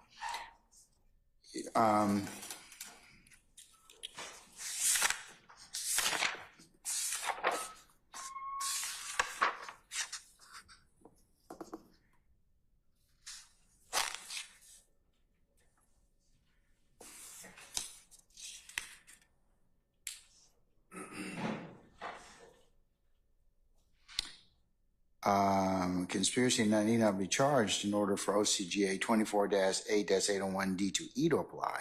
For evidence to be admissible under this rule, the government must prove the existence of a conspiracy by preponderance of the evidence. In considering whether a conspiracy was established for purposes of this rule, courts do not require the conspiracy to be proven prior to the admission of the evidence in question, but only that the conspiracy was proven at trial. So, but their primary purpose is under 801D2A. Please correct me, but I believe the foundation is needed because remember how the state is using it is they're saying they charge it like this. They put it in the overt act. I think you said 26. I can't remember. I think you said that. They put it as a repost or posting by Mr. Garlington. It's not Mr. Garlington's statement.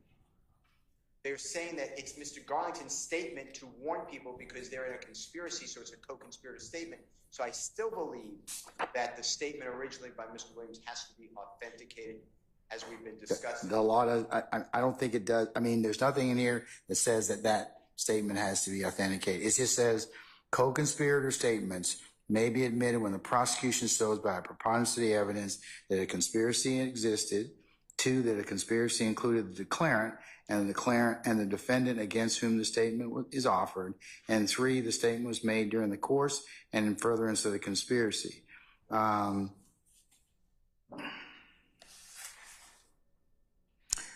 Where statements, however, admit participation in crime but do not evince an intent to commit further criminal activity, Rule 801D2E does not authorize their introduction.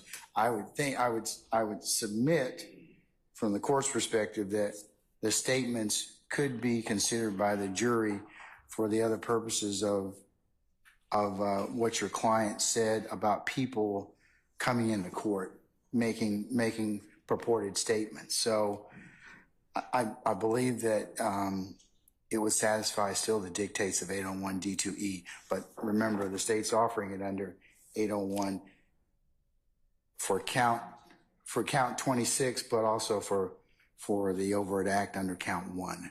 So, and I'll give that. We can hash out that when I charge the jury, well, because it's going to depend upon some other things if we get to that point, and some other things that may develop in this case. So I'm not saying to you that we may not have a distinction between that, but at this point, I believe it'd be admissible. okay, and listen, I respect your ruling, but that's why I found the Rodriguez case, because it discusses both 801D2A and 801D2E in the same C1 section, and they discuss specifically the authenticity under 901. That's why I thought it was a good case.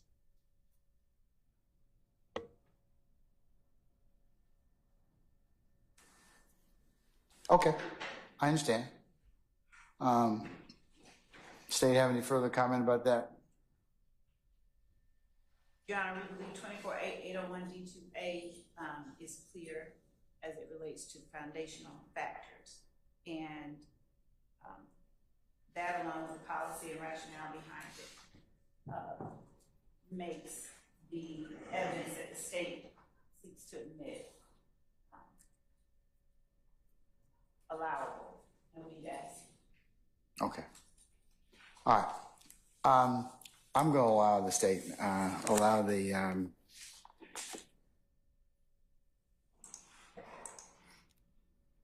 state's 112 Bravo Bravo, the statement made on January 26th of 2015, over objection. And I'll make it a continuing objection as to all concerned. Okay. All right.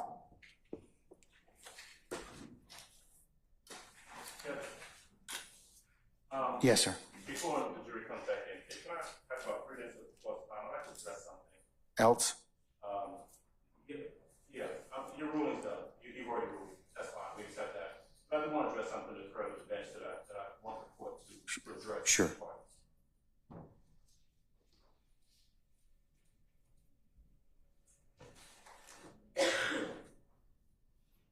And I just need about 3 or 4 minutes. I've got to say this because I've been sitting there after our conversations. Let me just preface it by saying, in any of our objections, whatever, you make a ruling, sometimes we win, sometimes we lose, we move on.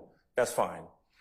If after your ruling, I've got a case that I want to bring to your attention, I say, Judge, reconsider your ruling based on this case, and you consider it, that's fine. If you don't want to consider it, that's fine too. But what I found objectionable, and I want the court to address with the state, is what happened at the bench earlier. There was an objection to the video, you made a ruling, we moved on. The state came back up and made representations to you. And they weren't representations based upon some new case law that they had found. There were representations, misrepresentations that were made directly to you, all of us standing there right there at the bench. She said something very, very fact specific in an attempt to get you to readdress the issue again. Man, a prosecutor said, I want you to listen to the 17-second video, because what you had based your ruling on was that the parties in the background couldn't be identified, all right?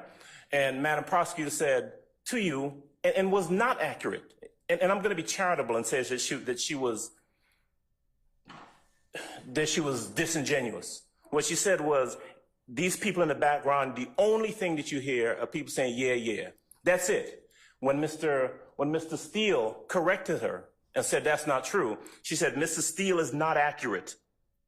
What Mrs. Steele just told you is not true.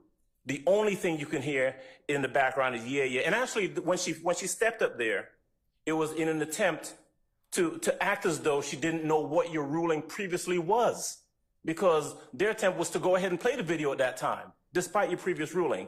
My point is this. After you decided to reconsider, you want to hear the video yourself, you had a chance to hear it. You had a chance to hear what we had already heard, what we knew it said, what they knew it said.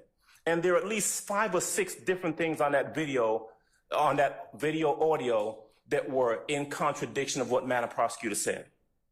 On God, snitching bitches, I'ma tell a lie on God. That's what I'm talking about. No back and forth with you, bro. Fuck nigga. I'm not just saying that for emphasis. I'm saying that because what she said to you was inaccurate. At some point, Your Honor, I'm asking you to, we've had this conversation about candor with the court over the course of the past number of weeks. 3.3. Yeah, we've had that conversation about it. And when we step up to you and we make a representation, it ought to be candid and it ought to be truthful. And what she said, and look, if she wins the motion, ultimately she wins. But you don't do it by standing there 3 feet from you in your face and lying to the court. And that's what she did. And she knew what she was doing, and it's not right. You heard Mr. Steele. Mr. Steele said, Your Honor, I am willing to surrender my bar card and have her surrender her bar card if what she is saying is true. He wasn't wrong. she wasn't wrong. She was not candid with the court. And at some point, you've got to say to the parties, if I'd done that, I would expect you to say, Mr. Adams, don't do that again. Don't step up to me and lie to try and get me to rule or overrule something I've already ruled on. Don't do it again. You ought to say that to them. We're not playing games in this courtroom. These are these people's lives at stake. And like I said, sometimes you win a motion, sometimes you lose.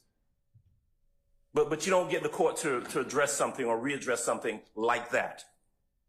That's all. Say something to them is all I'm requesting. All right, sir. May I speak?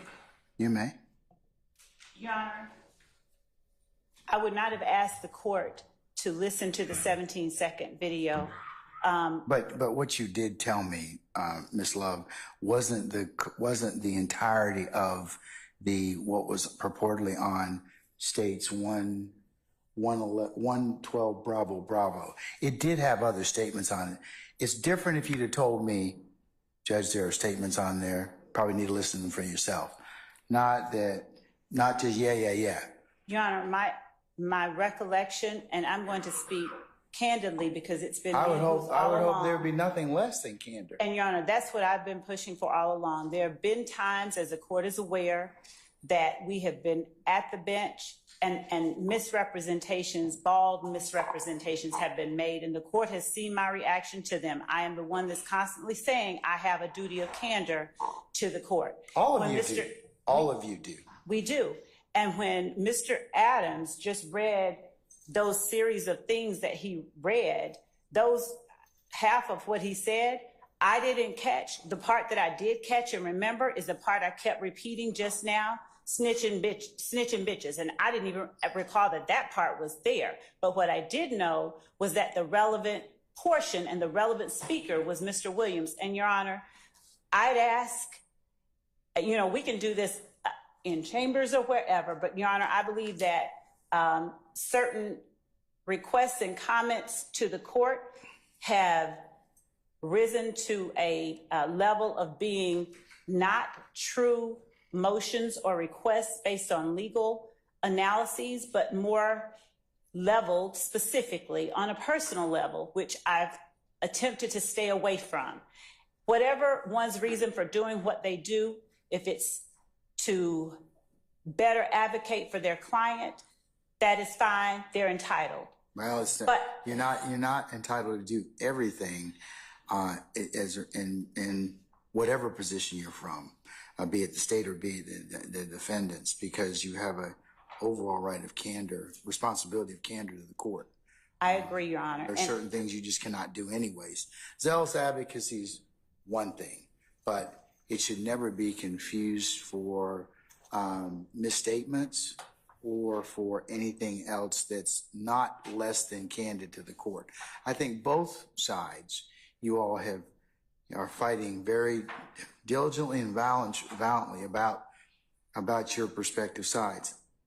And as I said a couple of days ago, what the public sees is there's friction between the state, the defense, and the court. That is natural, and it is good for the system because it shows that we are not in collusion with one another. Justice is what it will be, and whatever this jury will decide. But what I am going to just advise everyone to kind of relook is what you tell each other, what you tell me, because there have been times where I have not received, I would consider what is accurate information. Let me just put it that way. Okay. And I know, and I'm not trying to attribute, dishonesty to any party, but I have to rely, all courts have to rely upon counsel for their representation. So if you can't remember what it is, just tell me that. It's just like your duty to, upon asked if there's any adverse position to this particular statute law, you're required to tell me. I mean, I understand there's zealous advocacy, but I would also just remind everybody within the sound of my voice, professionalism really does matter to you all, and it matters to the court, and it matters to those that are watching this particular trial. yes, there have been some times that these proceedings are acrimonious, or intense, and the court has had to chastise both sides for things that have occurred. I don't have any personal issue. Remember what I told you. I would tell the jury this when I charge them. The court has no interest in this case. My sole responsibility is to see that it is tried fairly as to both sides. So, and I maintain that in terms of I respect everybody in here as advocates, but I do need to have you just relook what you're saying to each other and to the court, because it really does make a difference in terms of our presentation before this jury, and then ultimately the jury is going to make a decision. So, look, all of you are very seasoned advocates. Even the newest lawyers in here have crossed that particular bridge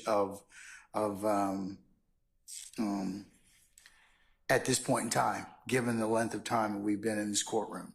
So I can just tell you from everybody's perspective, Ms. Love and everyone else, Mr. Adams and all of you in here, that you all have jobs you have to do. The court understands that. But please remember at the end of the day, this won't be the last case you try one another, and won't be the last issue that you try.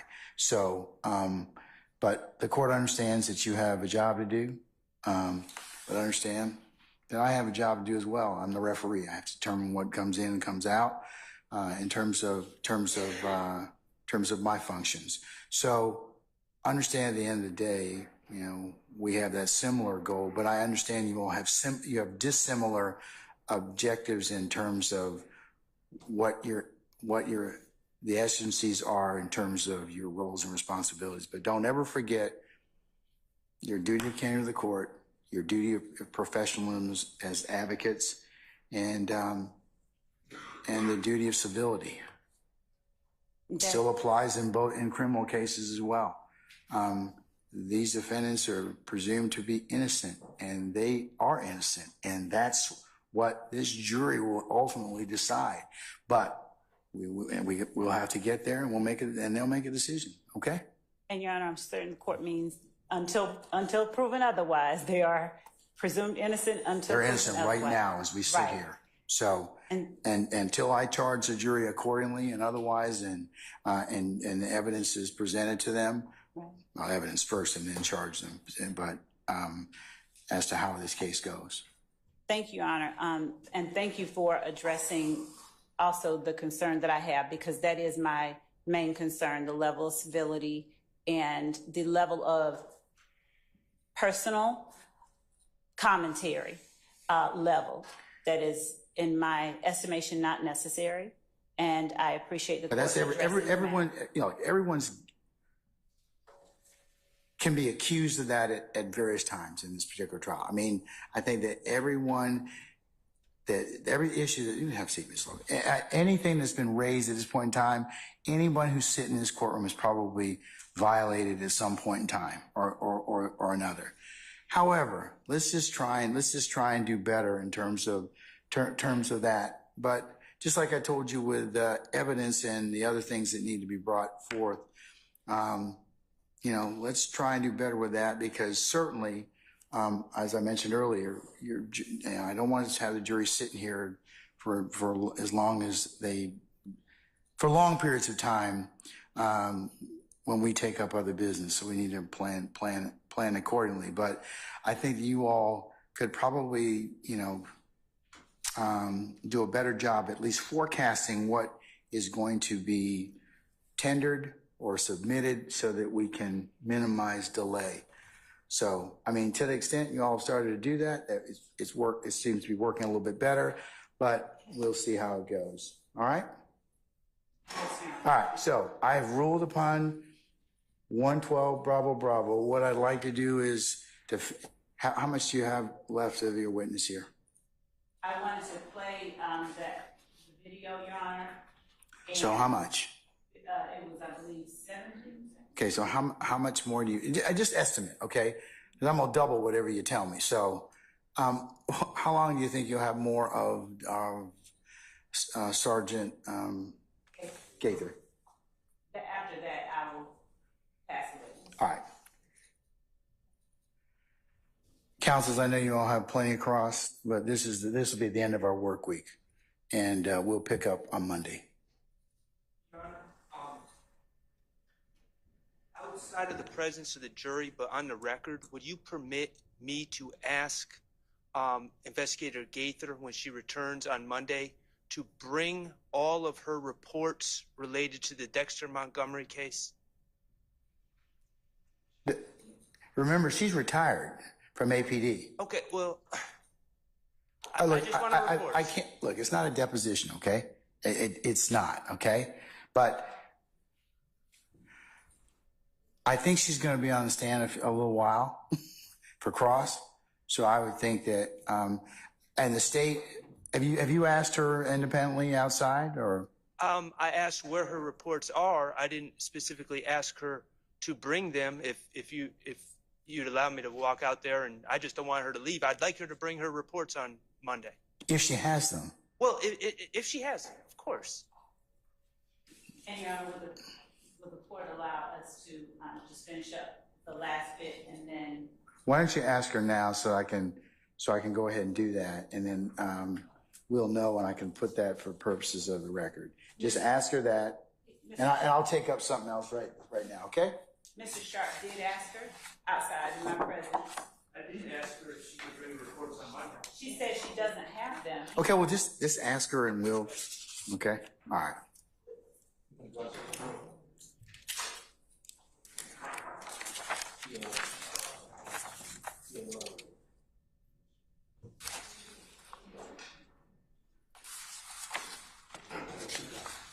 Where the dots are? Okay, all right.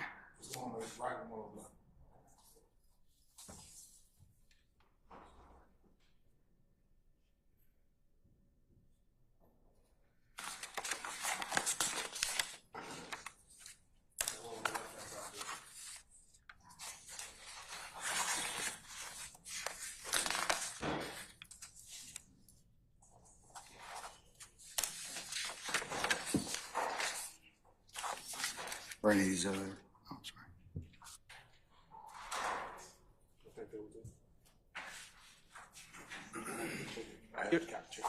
Your Honor? Ms. Weaver is okay? Your Honor, is it okay? Just for the record, I just did step outside. Investigator Gaither was in the witness room. I think Mr. Brown came behind me. And I asked Investigator Gaither to please bring, to the extent that she's able, all her reports regarding the Dexter Montgomery case on Monday. And she indicated that she is no longer with APD, and she did not commit that she would bring them. And she said that she didn't think she would be able to bring them, but I did ask. She didn't think what? I'm sorry, I didn't quite hear. She indicated to me that she would not be able to bring them because she's no longer with APD, but I did ask. I made that request.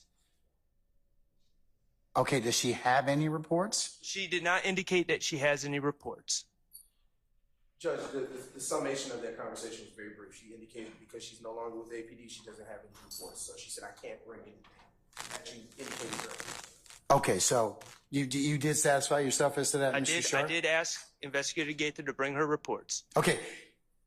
Are you satisfied with her, well, did she tell you that because she's no longer with APD that she does not have any reports? Yes. Okay. And I'm not satisfied with that, but I understand. Okay, I understand that, but did you also ask her if she has any reports at home or anything that I asked her to bring the report. She said she didn't have access to the reports. Okay. Mr. Brown? What you said. She doesn't have any reports. So, all right, okay. Then you satisfied that inquiry, and it still is not acceptable to you, but that's fine. Yes. I'll note it for the record. Thank you. Okay. All right. Let's bring Sergeant Gaither back in. Okay.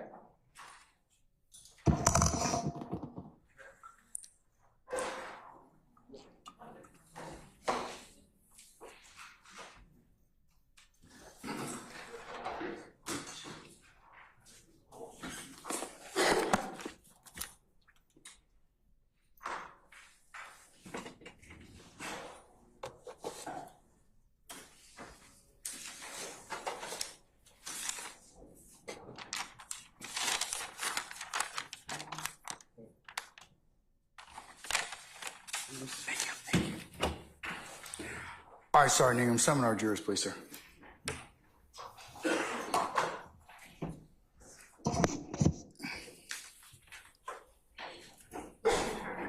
Mr. Kearns. Mr. Can I share an ability?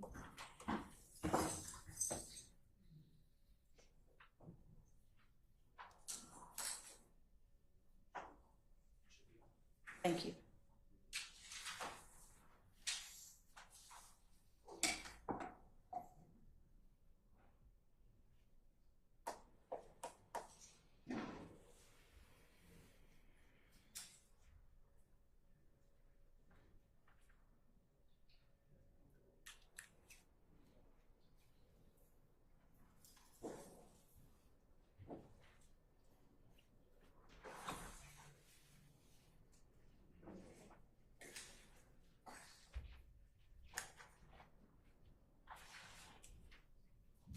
These would be administrative days.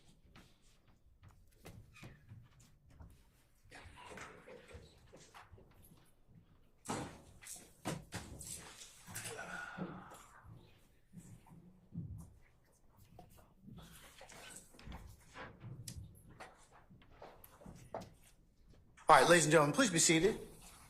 All right, thank you, Sergeant Ingram. All right, Ms. Love, you may proceed, madam. Thank you, Your Honor. Permission to publish State's Exhibit 112, Bravo, Bravo. Any further objection that has otherwise been not noted or for purpose of the record? All right, I'm going to admit State's 112, Bravo, Bravo over objection with the caveats that the court has already ruled upon, and it may be published as you see fit. Thank you, Your Honor.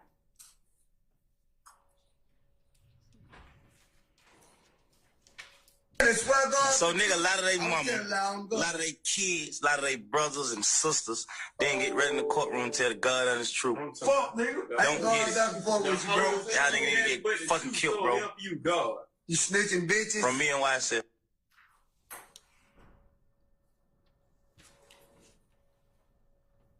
Sergeant Gaither, is that the video that you were able to capture from the account that you spoke of earlier? Yes. Thank you. Your Honor, at this time, I'll pass the witness. All right. Ladies and gentlemen, given the fact that it is Wednesday at 5:05 and we've had this was the work week that I promised you.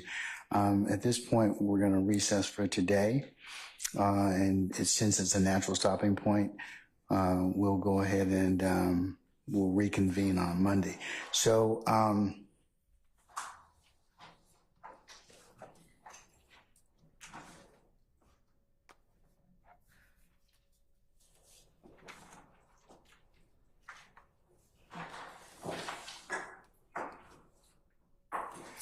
retired Detective Gaither, madam, can you come back Monday morning, the 29th of April for 8:30, please? Yes, sir. Okay. All right. Remember not to discuss your testimony with anybody except the attorneys in this case. Yes, sir. We'll see you on Monday.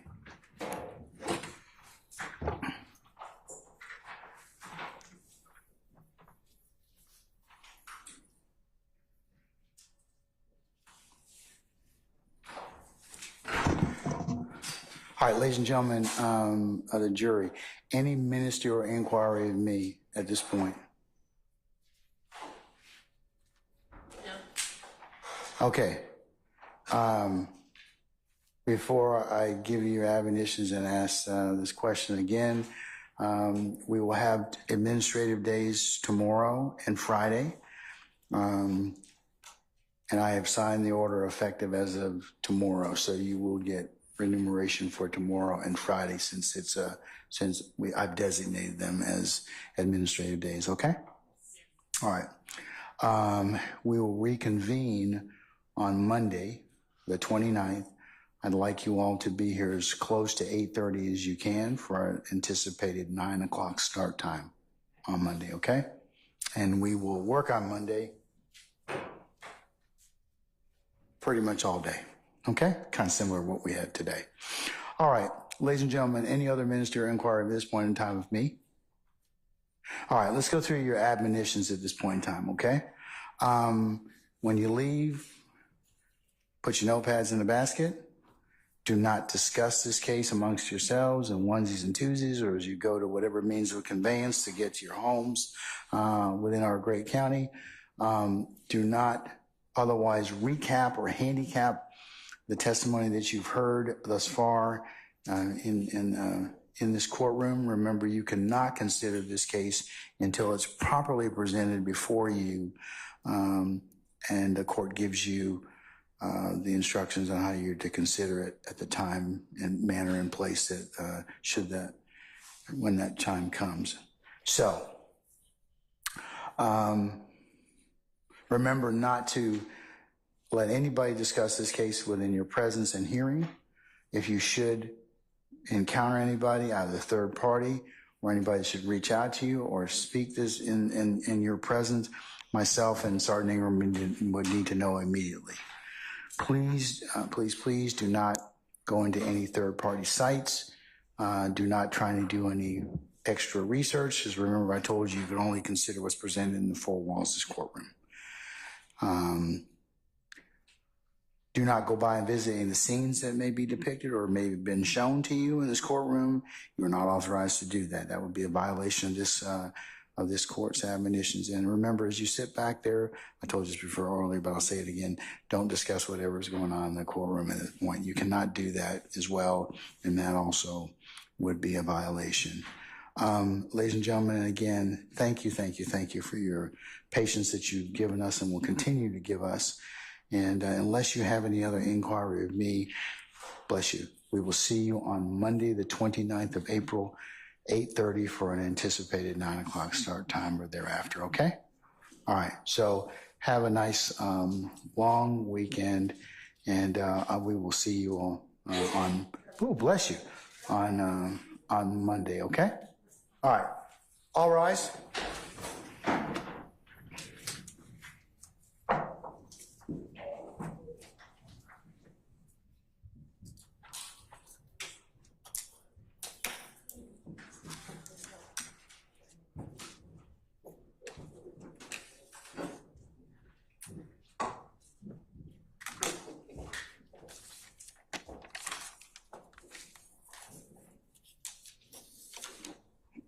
All right, ladies and gentlemen, please be seated. Our jury has left us.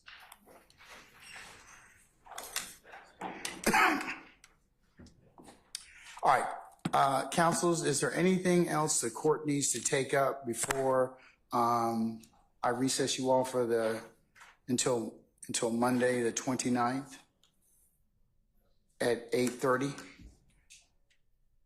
You all need to be here as close. Between 8:30 and 8:45, you all could be here so I can take up anything that may be required of the court before our jurors are all assembled. Is there anything else I need to take up at this point in time?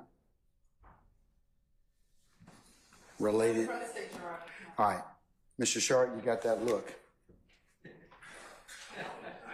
You got that. Okay. You got that look like you'd like to ask me something else, sir. No, I'm good for now. Thank you. Okay. Mr. Steele, anything, sir? No, sir. Okay. All right. Anybody else? Mr. Botch, you trying to get up or something like that, or what? Okay. From what? All right. Okay. All right. Councils, I'll see you on Monday, the 29th, okay? All right. We're in recess.